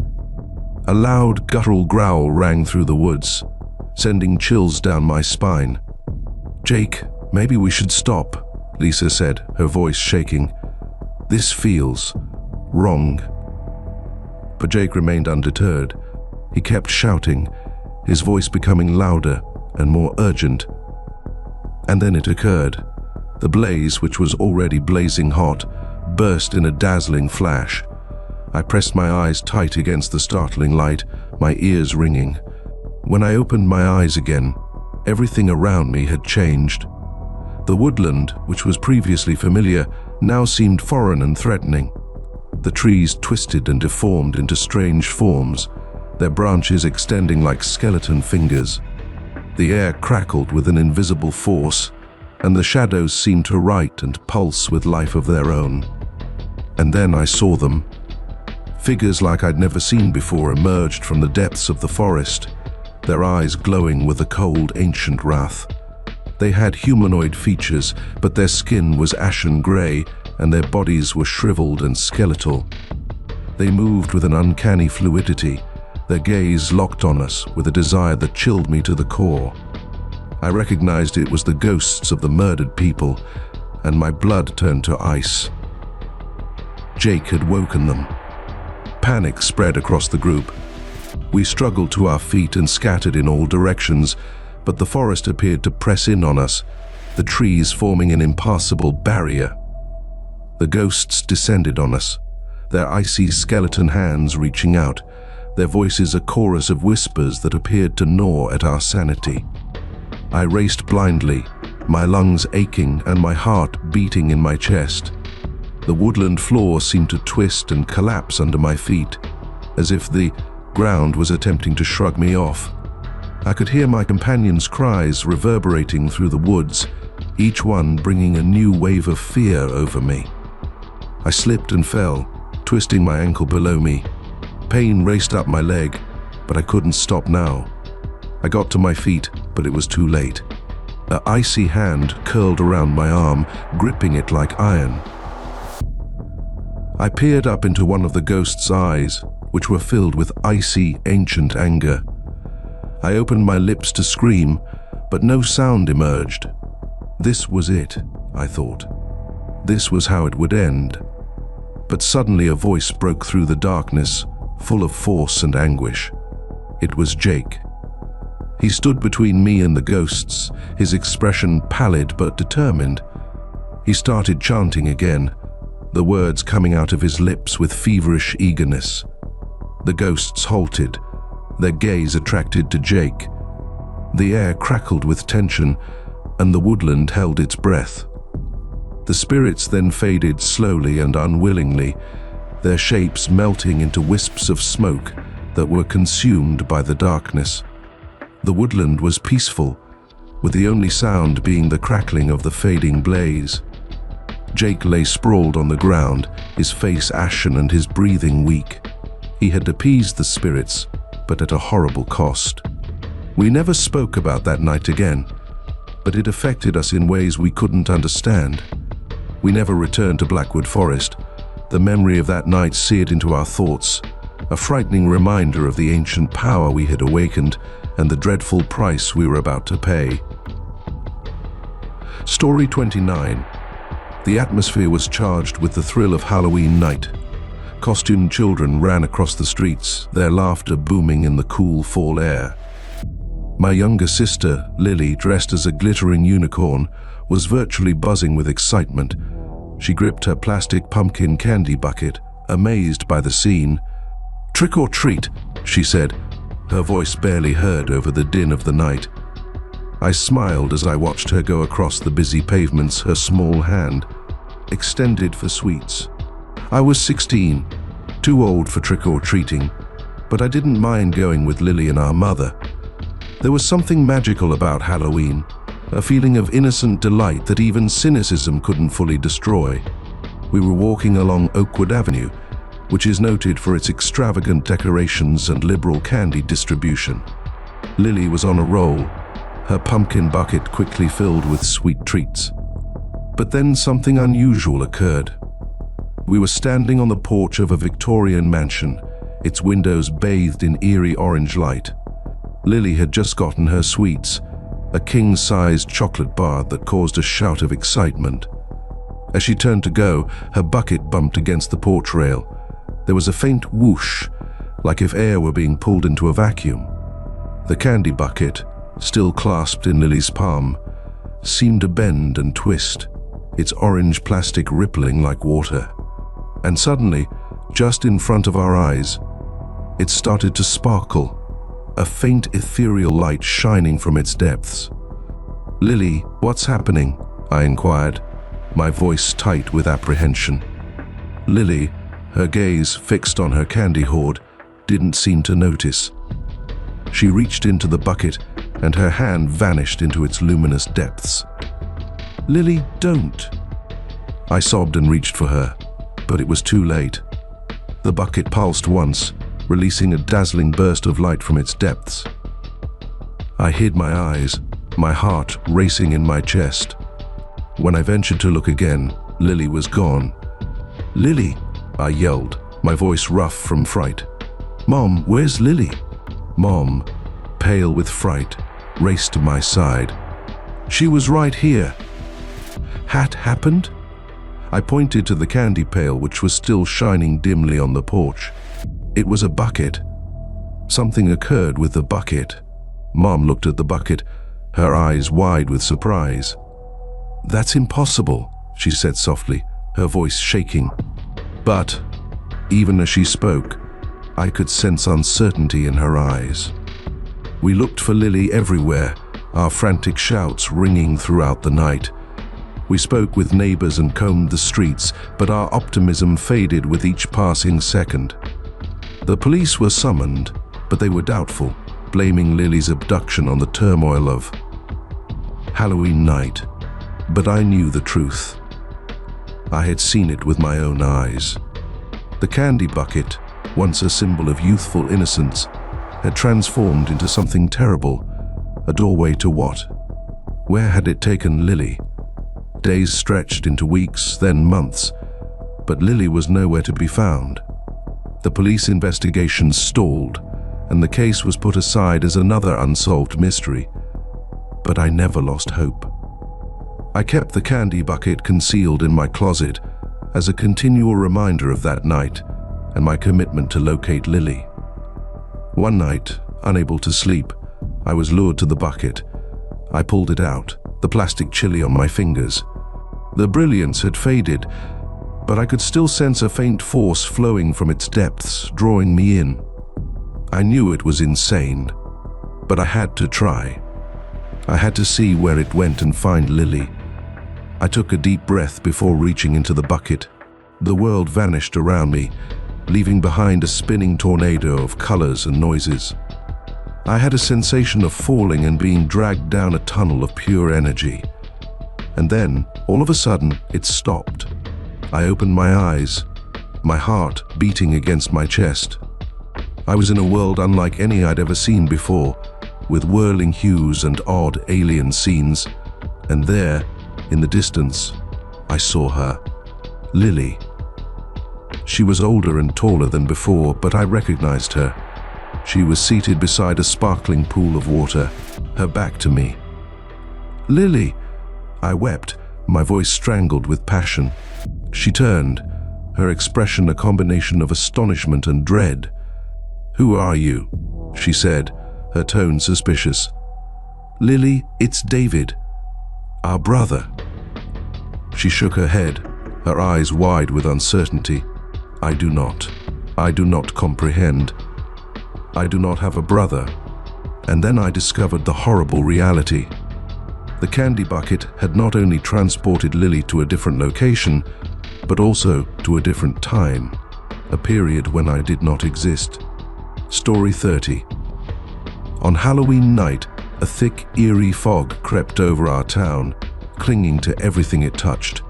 It wasn't the typical ethereal fog that adds intrigue to fall nights. This fog was strange. It pulsed with a sickening yellow light, and murmurs seemed to come from its depths, sending chills down your spine and making you want to lock your doors and hide. Of course, we had been told to remain indoors. The news was full of grave warnings about the fog, its unknown sources and possible hazards. But as teens, we saw it as a challenge, a dare.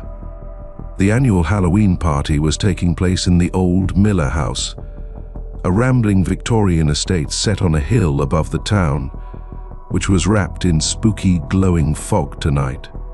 There was no way we could miss it.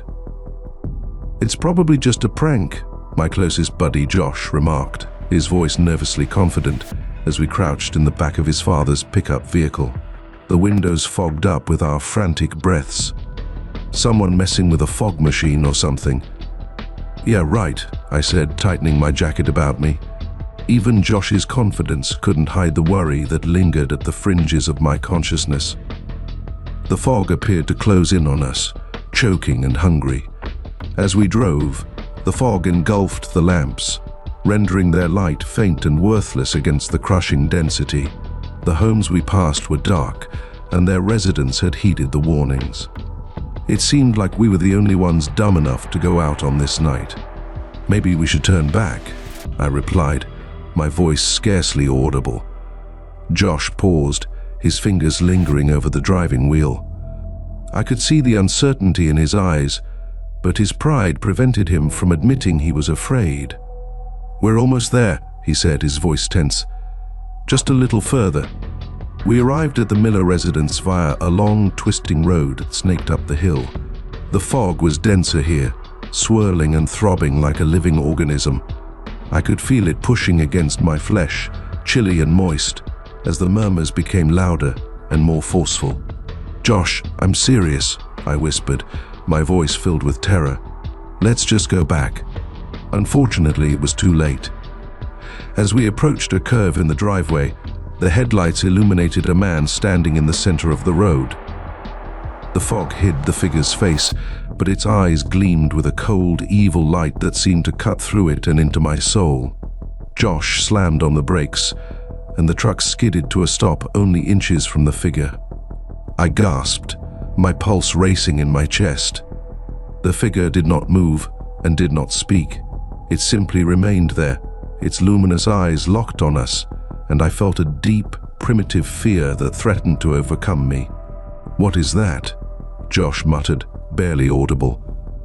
I did not know, but I felt, with a surety that defied reasoning, that we were in grave danger. We needed to leave and avoid this situation. "Drive, Josh! Drive!" I yelled, my voice filled with horror. Josh paused for a while, his eyes fixed on the person. And suddenly, as if he'd burst free from a trance, he put his foot on the accelerator and shifted the vehicle into backward. We careened backwards down the driveway, the vehicle fishtailing on the slippery surface. I dared a glimpse back over my shoulder and saw that the person had vanished.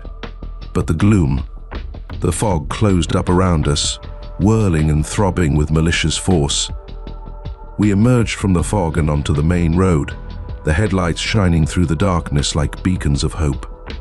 I gulped for air, my heart still racing in my chest. We were secure for now.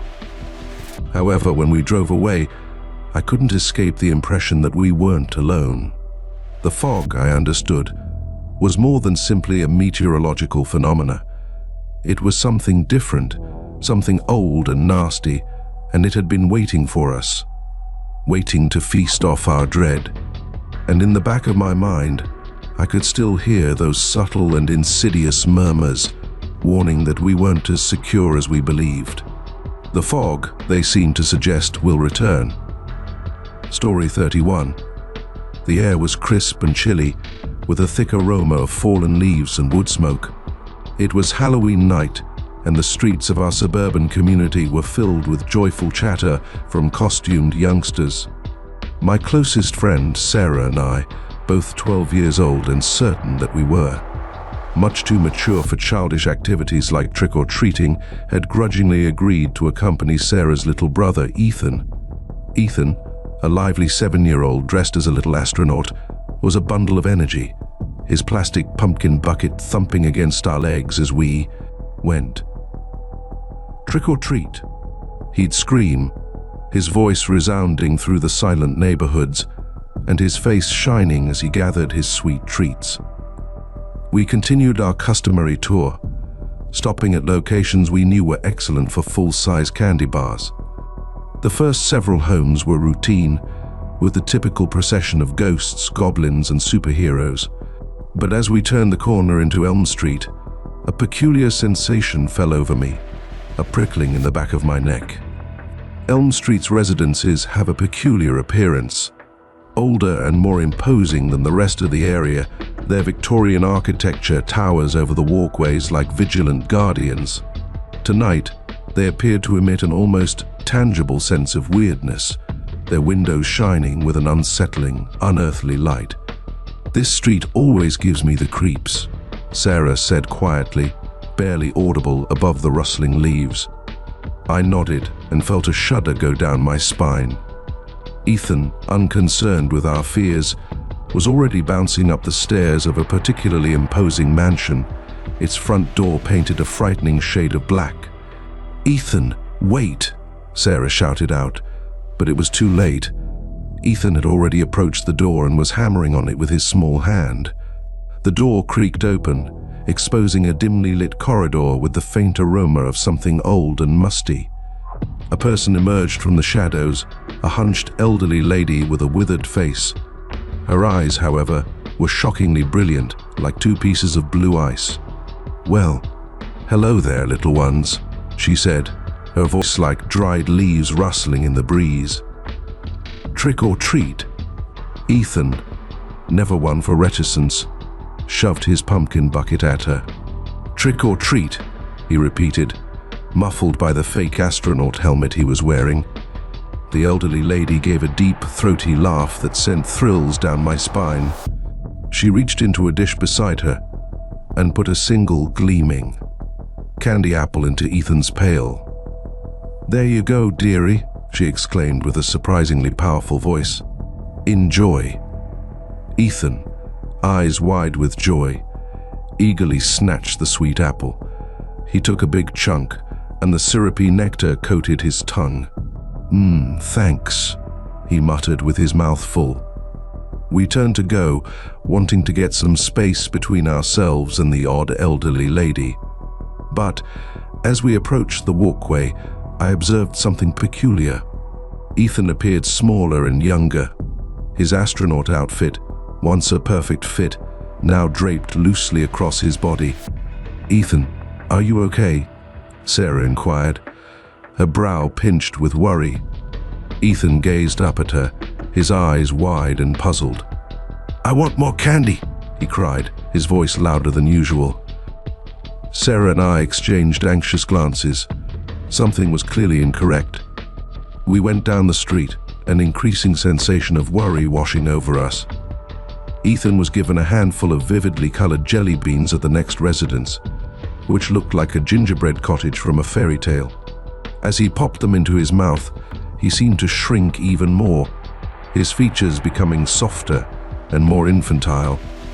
"Sarah, look," I murmured frantically, my voice shaking. "He's getting younger." Sarah gasped, her eyes widening with dread. "It's the candy," she shouted. "The candy is making him younger." We had wandered into something horrible and beyond our comprehension. Each home we visited, each piece of candy Ethan ate, appeared to peel away another layer of his boyhood, transforming him back into a toddler, then a newborn. Panic welled up inside me, threatening to overtake me. We needed to get Ethan to a hospital, see a doctor, or find someone who could assist. But as we rushed down the street, the homes surrounding us appeared to shift and morph, their construction growing more weird and scary.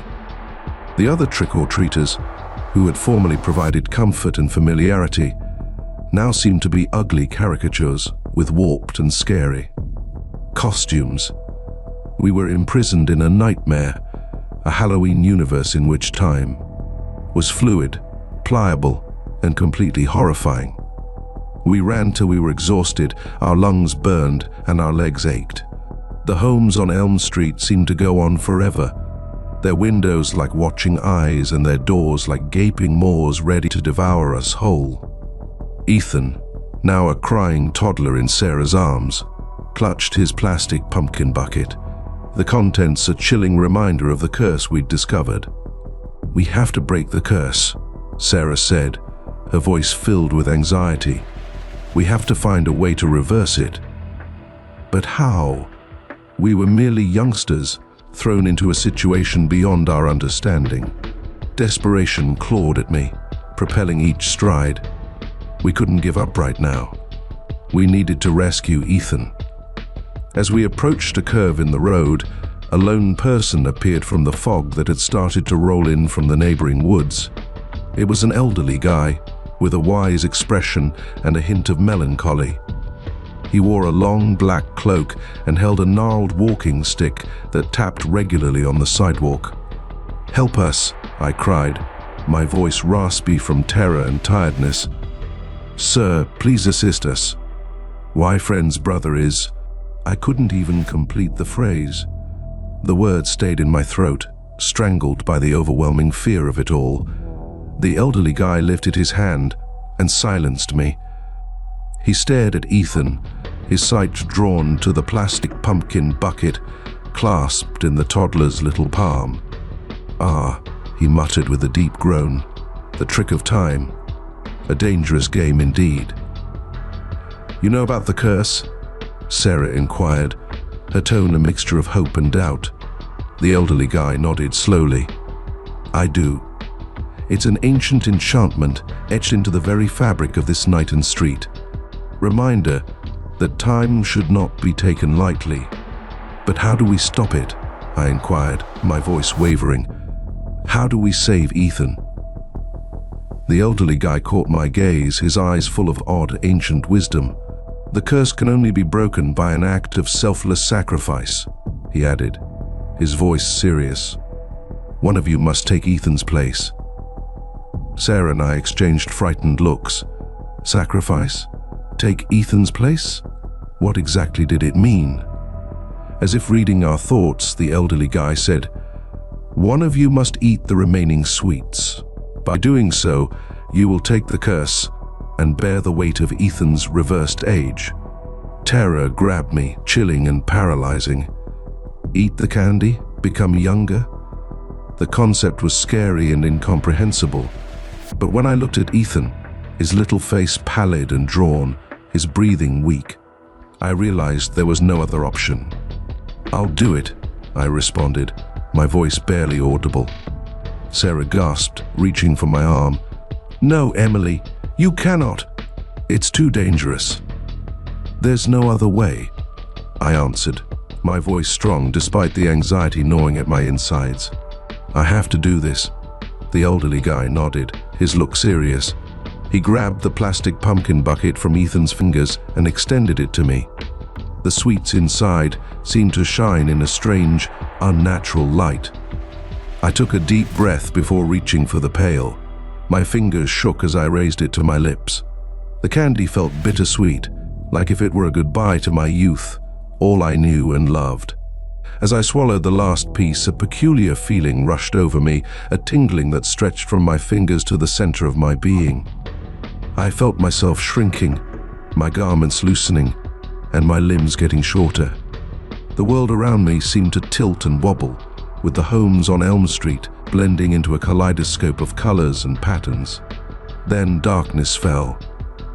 I awoke in my own bed, with the early sun flowing through my bedroom window. I sat up, my pulse hammering, the events of the night before rushing through my head like a fever dream.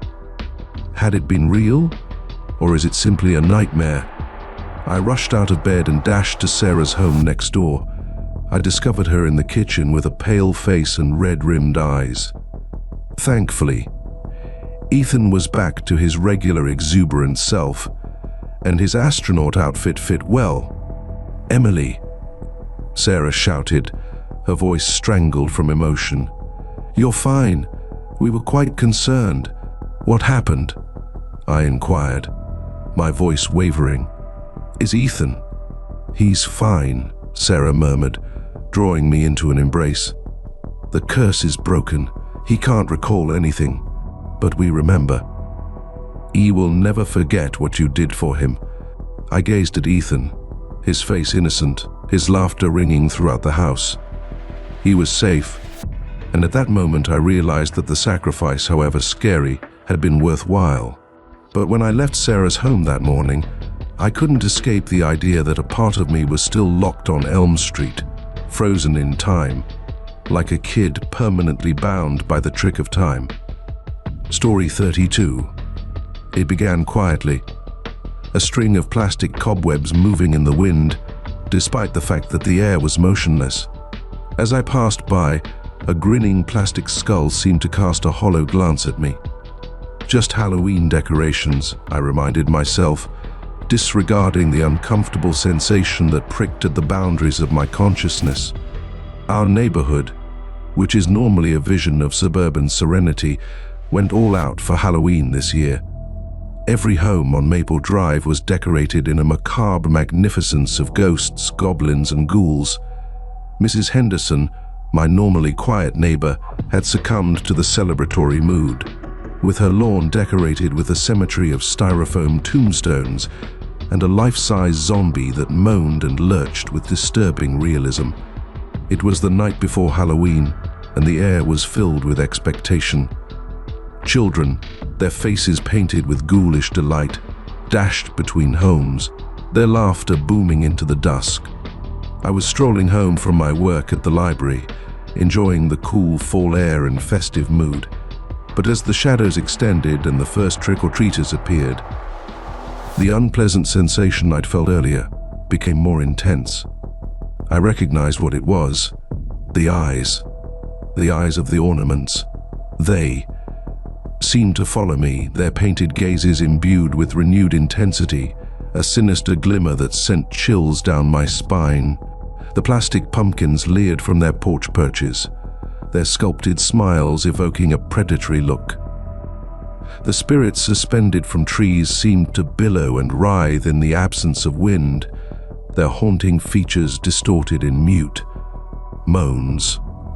I upped my pace, my discomfort increasing with each step. The children's laughing, once a soothing sound, now irritated me, a discordant symphony that heightened my feeling of dread. I simply wanted to go home, shut my door, and forget about the uncomfortable sensation that was rapidly turning into full-fledged panic. As I approached the junction of Maple Drive and Oak Street, I heard a scream. A blood-curdling scream pierced through the night, drowning out the children's laughing and causing a rush of adrenaline through my veins. I swung around, my pulse racing in my chest, to see Mrs. Henderson, her face distorted in panic, being carried towards her home by the life-size zombie that had just minutes before been a harmless ornament. The zombie, its synthetic skin suddenly seeming genuine and its eyes flashing with an eerie red light, took Mrs. Henderson by the arm, its rotten teeth bared in a horrible grimace. "Help!" Mrs. Henderson yelled, her voice filled with horror. "Somebody help me!" I paused, my mind unable to absorb the unbelievable image before me. This could not be genuine. It was a joke and a nightmare. But Mrs. Henderson's terrified expression told me differently. The other trick-or-treaters fled, their joy replaced by scared cries. I realized I needed to aid Mrs. Henderson. But what? How do you deal with zombie decorations? As I paused, another person appeared from the shadows of Mrs. Henderson's porch. It was the Grim Reaper, a tall figure with a black hooded cloak and a skeleton visage concealed in the darkness. But I could see its eyes, two pinpoints of evil red light that seemed to sear into my soul. The Grim Reaper extended a skeleton hand, bony fingers pointing at me. That's when I understood. It wasn't simply the decor that were vibrant. It was Halloween itself. The vacation had come to life, and we were its victim.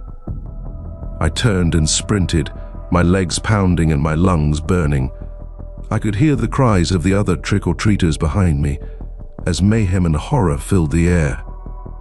The decorations, no longer satisfied with their static stances, came alive, hunting, their festive happiness replaced by a savage hunger. I avoided a lunging scarecrow, its straw arms flapping furiously. I vaulted across a massive spider web, its silken threads unexpectedly strong and sticky. The homes on Maple Drive, which had formerly been welcome beacons of Halloween enthusiasm, now towered above me, their windows like vigilant eyes, and their doors like gaping maws ready to devour me whole. I had to rush home and alert my folks. But when I turned the corner into my street, my heart sunk. My home, once a refuge of normality, has become a twisted mockery of itself. The grass was strewn with the broken remnants of other decorations, their plastic limbs twisted at strange angles and painted faces frozen in mute cries. The Grim Reaper stood on my doorstep, glaring red eyes locked on me. Panic overtook me, a tidal wave of anxiety that threatened to drown me. The Grim Reaper approached me, its skeleton hand extended, emanating a chilly, ancient force. I knew with an irrational conviction that if it touched me, I was over. My thoughts raced, seeking for an escape, a weapon, anything. But there was nothing.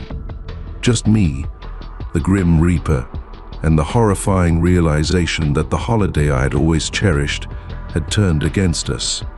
Thinking quickly, I turned abruptly, crouching behind a parked vehicle as the Grim Reaper lumbered by, its skeleton fingers slapping the car's roof with a scraping bone sound. I just had a single second to make my move. I got to my feet and dashed towards my neighbor's home, the only one on the block who hadn't succumbed to the Halloween craze. The Andersons were a young couple new to the area, and their home was noticeably empty of decorations. Perhaps they were immune to whatever. Evil had overtaken Maple Drive. I beat on their door, my fists thudding against the wood and my breath spilling out in jagged spurts. "Help!" I yelled, my voice hoarse from dread. "Please let me in!" To my great relief, the door swung wide to see Mr. Anderson, his face furrowed with anxiety. "Sarah? What's happening?" "Hat," is all that noise. I didn't spend time giving explanations. I rushed past him into the home, slamming the door behind me and searching for the latch. "Just lock the door," I gasped as my back pushed into the firm wood. "And whatever you do, don't let anything in." Mr. Anderson, his perplexity fast turning to worry, locked the deadbolt just as the door rocked violently. I leaped back, my heart racing in my chest. I looked through the peephole and saw the warped face of a jack-o'-lantern, its carved grin stretched into a hideous parody of a smile. The Andersons and I were imprisoned, I realized, besieged in their undecorated shelter by the very spirit of Halloween. The night was long, filled with the noises of scraping, hammering, and the eerie laughter of animals that were once innocent ornaments. But the Andersons' home, devoid of any holiday enthusiasm, remained a haven, the evil unable to enter its unadorned walls. As morning arrived, pouring its thin light on the ruined street, the voices outside faded. The decorations, their energy depleted, receded back into their static positions, their evil lifeblood fading with the arrival of dawn. When it was finally safe to go outside, the street was utterly devastated. Mangled decorations were strewn over lawns, their plastic bodies twisted at strange angles and painted faces frozen in mute cries. The air was heavy with the odor of burning plastic and something other, something old and wicked that persisted long after the sun had risen. Life on Maple Drive gradually returned to normal, or as normal as it could be after that night. The decorations were put away, their holiday spirit forever marred by the memory of the devastation they had unleashed. However, the wounds of that Halloween stayed, branded in our consciousness as a haunting warning that even the most innocent of customs may have a dark and deadly core. And me? I've never looked at a Halloween decoration the same way since, because I knew deep down that something old and ravenous was still lurking behind the plastic and paint, waiting for the perfect time, the right night, to resurface. Story 33. The air vibrated with the energy of 1,000 eager whispers. The annual Hallows' Eve parade was about to begin, and Main Street was a river of excitement, with families dressed in costumes, their faces illuminated by the warm glow of lamps and the sweet anticipation of the night. I was positioned on a low brick wall across from the town square, camera bag thrown over my shoulder, waiting to catch the show. Photography was my love, and the Halloween parade, with its colorful costumes and fun spirit, was always a highlight. This year, according to rumors, the town went above and beyond with a grand finale float, a massive mechanical dragon purported to spit genuine flames.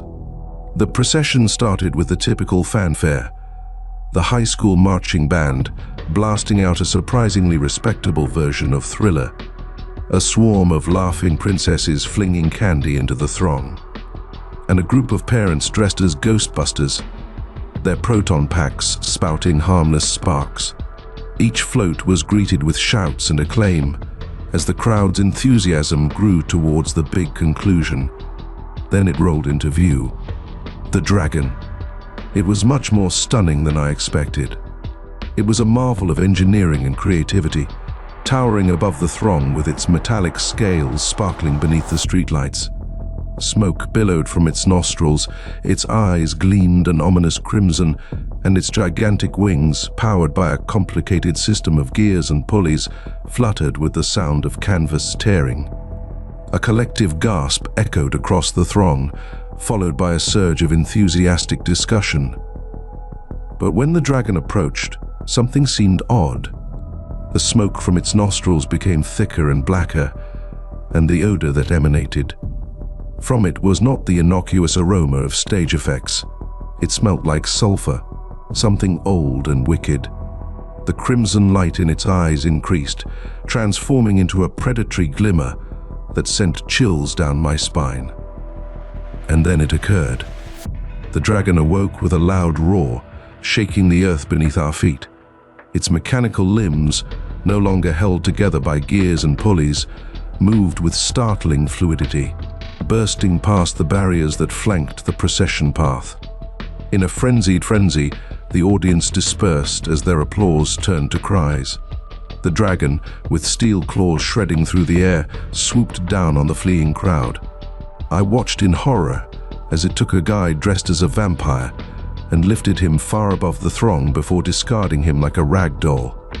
Panic spread across the throng like a tidal wave of terror, threatening to drown us all. People surged and trampled each other in their frantic efforts to flee the terrible beast that had just minutes before provided delight and astonishment. With my camera forgotten, I joined the frenzied escape, my pulse thumping in my chest and the dragon's roars booming in my ears. But while I ran, I couldn't resist the suspicion that this wasn't merely a mechanical problem. There was something more at work here, something dark and terrible, something that had given life to the dragon's steel shell. I took a look back over my shoulder and saw the dragon, its eyes flashing with an evil light, its jaws gaping in a wordless scream, wreaking devastation on the once festive parade path. And I knew right then that this Halloween, the horror was true. Story 34. The air vibrated with the energy of 1,000 eager whispers. The annual Hallows Eve parade was about to begin, and Main Street was a river of excitement, with families dressed in costumes, their faces illuminated by the warm glow of lamps and the sweet anticipation of the night. I was positioned on a low brick wall across from the town square, camera bag thrown over my shoulder, waiting to catch the show. Photography was my love, and the Halloween parade, with its colorful costumes and fun spirit, was always a highlight. This year, according to rumors, the town went above and beyond with a grand finale float, a massive mechanical dragon purported to spit genuine flames. The procession started with the typical fanfare, the high school marching band blasting out a surprisingly respectable version of Thriller, a swarm of laughing princesses flinging candy into the throng, and a group of parents dressed as Ghostbusters, their proton packs spouting harmless sparks. Each float was greeted with shouts and acclaim as the crowd's enthusiasm grew towards the big conclusion. Then it rolled into view. The dragon. It was much more stunning than I expected.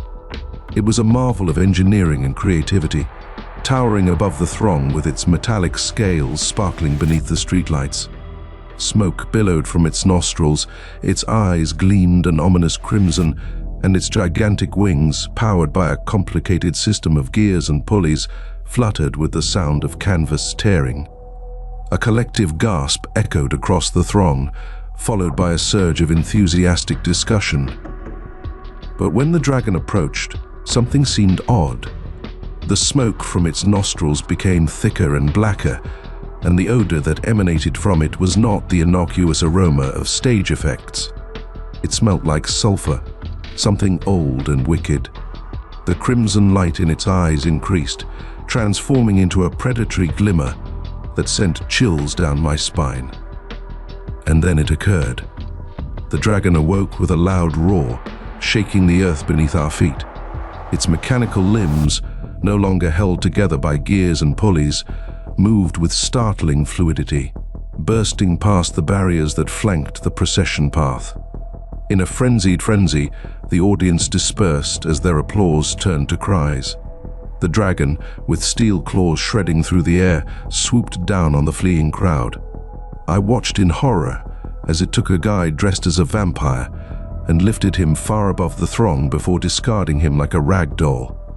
Panic spread across the throng like a tidal wave of terror, threatening to drown us all.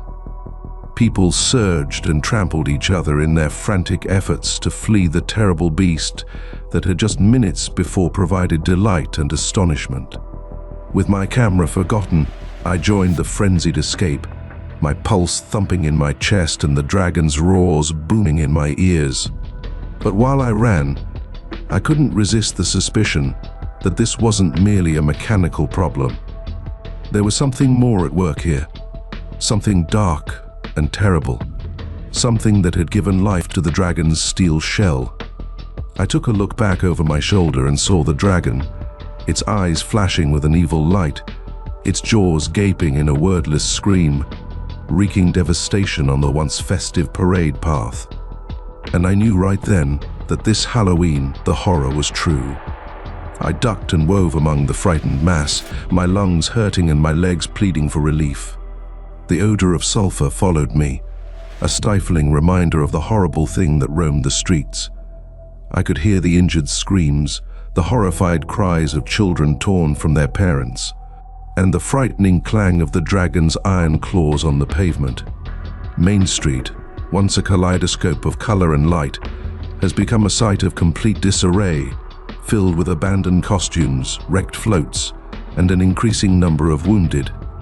The air was heavy with smoke and the coppery scent of blood, giving off an almost tangible sensation of horror.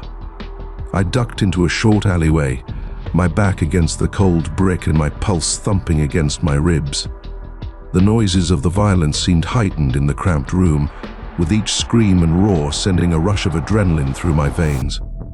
I needed to get out of the open, find someplace secure, regroup, and decide what to do. As I gathered my breath, I observed a massive steel door built into the brick wall, with a dim light flickering underneath it. The sign above the door said, "Boiler Room, authorized personnel only."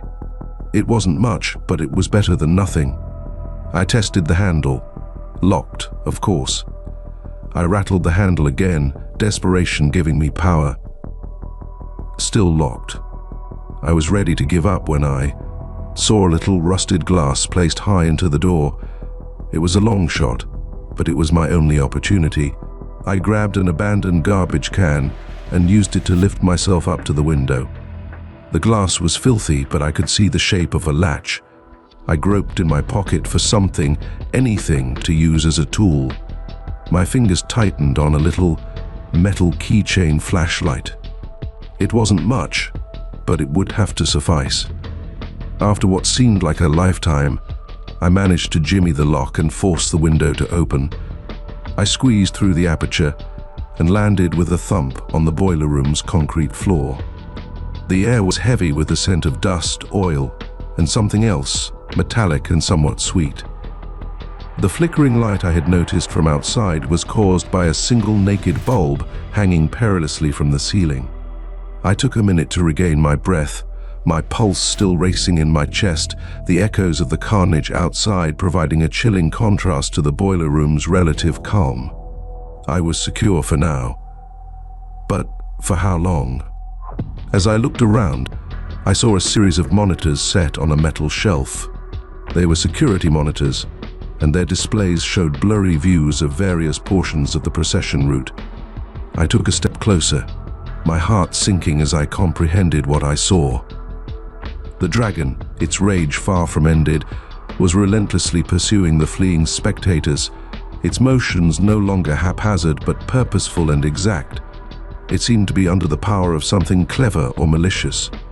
And then I saw it. On one of the monitors, a person emerged from the building's shadows, its features covered by darkness.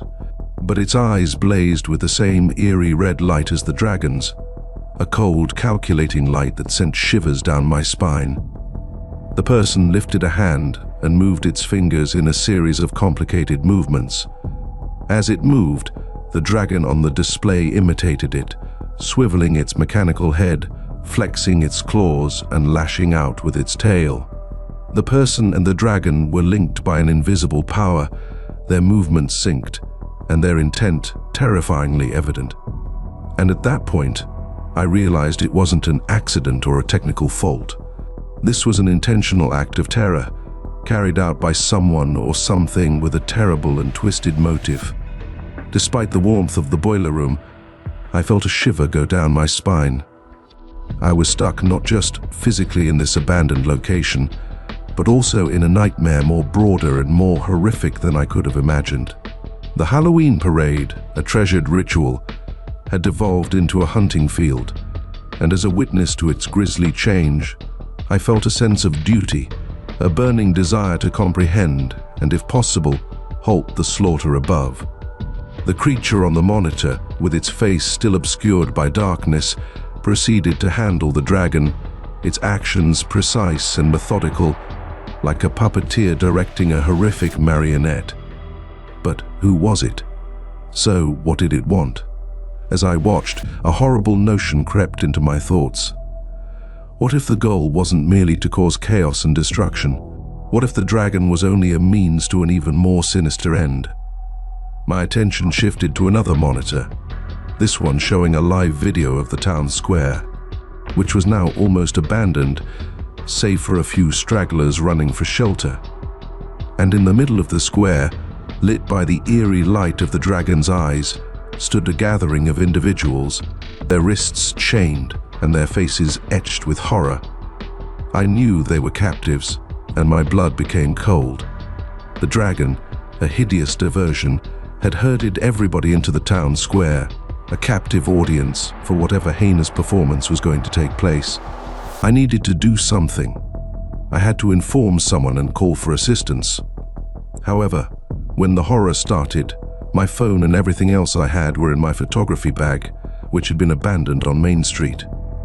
I inspected the boiler room, my attention drawn to a dusty landline phone hung on the wall adjacent to the monitors.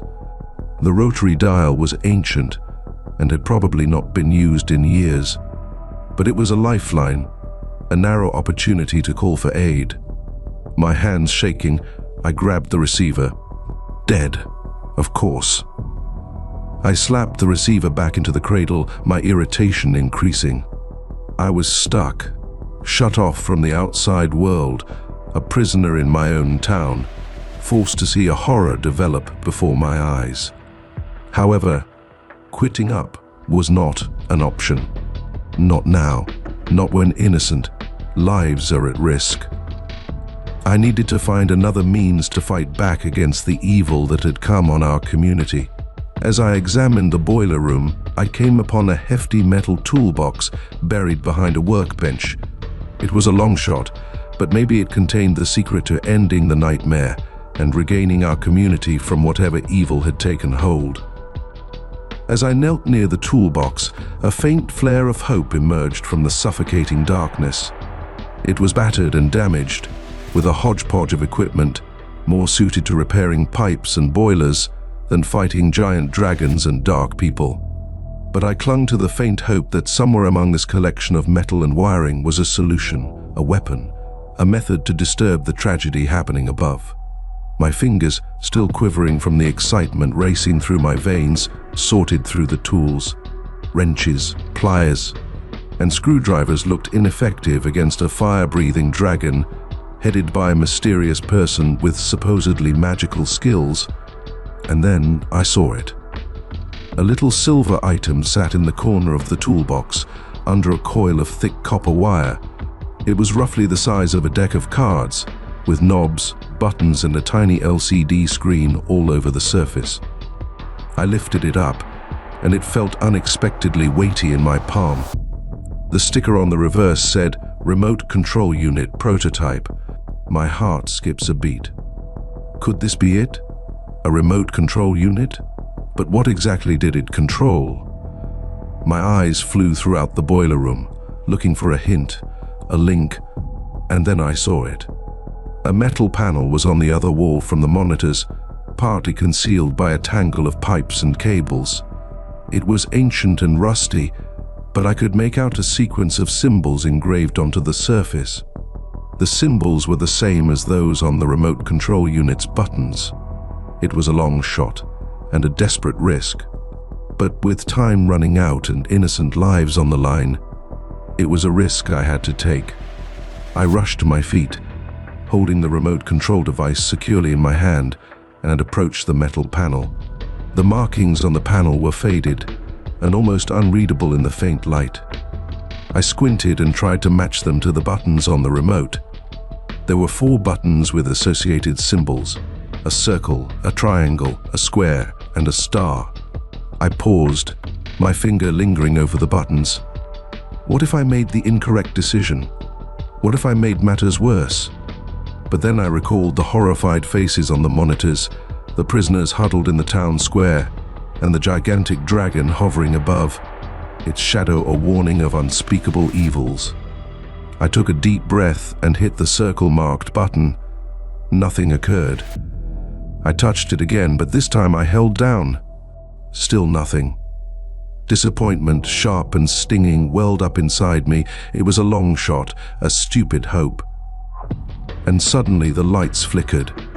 The lone bulb hanging from the ceiling sputtered, causing the boiler room to become black for a time before flickering back on. I held my breath, my eyes shifting between the remote control in my palm and the metal panel on the wall. Have I done anything? Or was it a mere coincidence, a cruel trick of the old electrical system? And then I heard it. A faint sound, which gradually became louder, echoed down from the streets above. A deep, guttural grumble filled with bewilderment and fury. The dragon. My heart sprang into my throat. It was working. The remote control device, a forgotten prototype, was somehow linked to the dragon and whatever power was directing it. I looked at the monitors. The dragon, its metallic shape lit by the flashing lights of emergency vehicles that had converged on the town square, was tossing its head from side to side, its actions unpredictable and disorganized. The dark figure, its power plainly shattered, was feverishly gesticulating, attempting to reclaim command of its monster puppet. Hope, a frail flicker amid the darkness, ignited inside me. I had a tiny possibility of disrupting the horror, buying time for the captives, and maybe turning the tide. But which button should be pressed next? What about the triangle? What about the square? What about the star? Each symbol had the potential for both redemption and tragedy. The incorrect decision might have disastrous effects.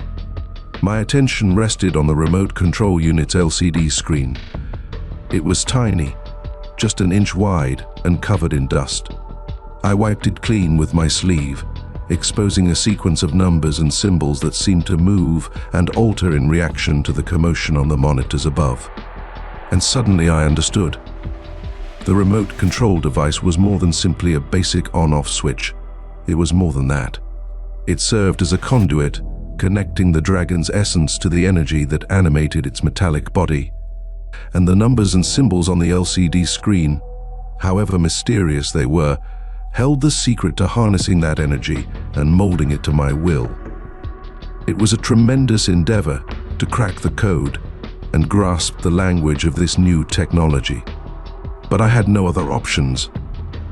The lives of innocent people, and maybe the destiny of the whole town, depended on my ability to break this code, master this technology, and fight back against the horror that had engulfed our Halloween night. Time seemed to slow and accelerate as I crouched in the dimly lit boiler room. The destiny of our community, riding on my ability to comprehend the obscure symbols and shifting numbers on the remote control unit's small screen.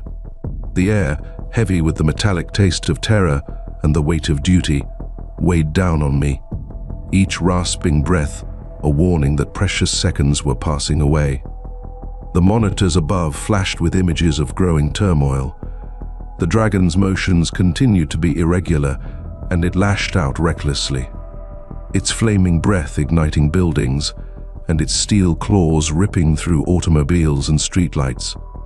The dark figure, its control visibly diminishing, was becoming more agitated, its actions frenetic, and its irritation evident even through the grainy surveillance footage.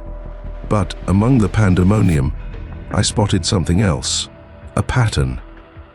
The numbers on the LCD panel, which seemed random at first look, fluctuated in a regular pattern, synchronizing with the dragon's movements and replicating its wild bursts of energy.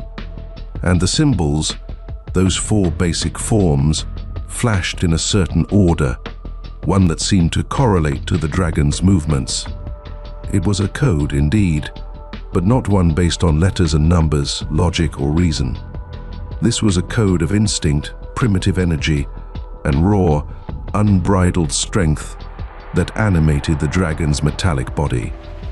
And somehow, I, a mere human, armed with a forgotten prototype and a desperate dream, was starting to get it. My fingers moved over the remote control unit's buttons, driven by intuition and adrenaline-fueled guessing. I pushed the triangle, then the square, and finally the circle, following the order I saw on the LCD panel. The air crackled, sending a rush of energy through me, and the dragon screamed on the monitors, a sound tinged with anguish and uncertainty. I was on the correct course. The link, fragile but genuine, was deepening. I could feel it, a tingling feeling that traveled from my fingers, which were resting on the remote control device, throughout my whole body. It was scary and exciting, like grasping a live wire, with raw force threatening to overwhelm me while simultaneously fueling my drive and propelling me onward. The numbers on the LCD panel were now scrolling quicker, with the symbols flashing in quick succession. The dragon was plainly affected by my tinkering, as its motions became more ferocious and erratic. But the dark figure, its face concealed but its desperation evident, would not give up. It was fighting back, attempting to retake control of its monster puppet. I knew I couldn't hang on for much longer. The energy pouring through me was increasing, threatening to overwhelm my senses and burn me out from inside. I had to make a decision, a last, desperate risk. But what do we do? How can we utilize this newfound strength, this tenuous link, to end the horror, free the captives, and liberate our town from the hands of an unknown evil? A quick glimmer of activity on one of the monitors drew my eyes to the town plaza. The prisoners were still there, huddled together like sheep awaiting slaughter, with the dragon hovering above. Its shadow a foreshadowing of disaster. But something was different. The shadowy figure, its irritation approaching a boiling point, had come closer to the captives, no longer happy to linger in the darkness. I observed it when it walked into the pool of light created by a blazing streetlight. Its face, a hideous and leering mask, obscured its face, but it couldn't conceal the malevolence in its eyes, the cold, calculating evil that emanated from its very heart. And at that instant, I realized what I needed to do. I couldn't just impede the dragon's motions in order to purchase time or wait for aid to come. I needed to take the battle to the source, to the mysterious person at the center of the gloom that had poisoned our Halloween night. The numbers on the LCD panel were blurry, and the symbols flashed so quickly that they were practically discernible. But I had no need to see them anymore. Now I could sense the beat, the dragon's energy pulse, the ebb and flow of strength, and I knew, with a conviction that defied logic and reason, that I could wield that power, bend, shape, and release it. Ignoring the tingle in my fingers and the increasing pressure behind my eyes, I concentrated all of my will, anxiety, and desperate hope on a single searing need. I pictured the dragon, its mechanical body serving as a channel for the raw energy rushing through the remote control unit, turning away from the fleeing spectators, the buildings and streets of our town, and toward the mysterious person, the cause of the nightmare. And while I kept that picture in my head, as I put every ounce of my soul into that frantic appeal, I clicked the last button. The star. The globe erupted in a brilliant burst of white light. A tremendous scream burst through the air, sounding like both mechanical fury and animal hatred, shaking the boiler room to its very roots. I shaded my eyes, my ears ringing, and my body shivering from the aftermath of whatever energy I had released. Then quiet. A stillness so deep and utter that it was more unsettling than the commotion that had come before it. I dropped my hand, my eyesight, gradually returning, my pulse thumping against my ribs like a rhythm of fear and expectation. The monitor's panels flickered wildly, providing a picture of the aftermath. The town plaza, which had previously been a scene of chaos, was now strangely quiet. The dragon, its metallic body crushed and motionless among the wreckage, was no more. The dark creature disappeared without a trace, leaving only an echo of its malevolence and a lingering sulfur fragrance. I stepped from the boiler room into the faint light of morning, my legs trembling, my senses overwhelmed by the abrupt transition from the constricted, frenzied activity of my self-created control center to the eerie calm of the outside world. The air, still heavy with smoke but with a fading sulfurous scent, maintained a peculiar expectant stillness, as if the town itself was holding its breath, waiting to see what fresh horrors or miracles the next day would bring. Main Street, which is typically busy with activity even in the early hours, was desolate, like a stage set for a tragedy whose last act had yet to be written. Debris filled the street, including broken glass, twisted metal, and the remains of costumes and floats that had once promised a night of innocent fun. The quiet was broken only by the distant scream of sirens, a symphony of impending assistance and belated authority.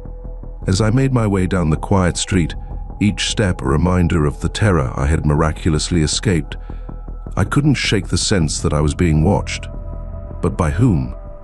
The inhabitants emerged slowly from their houses and shelters, their faces etched with a combination of relief and fear. Or is there something else, unseen, waiting in the shadows, its goal unknown, its appetite for havoc maybe unsatisfied? The captives were happily safe. I discovered them huddled together near the broken remains of the town's iconic clock tower, their faces pallid and their eyes wide with horror and amazement.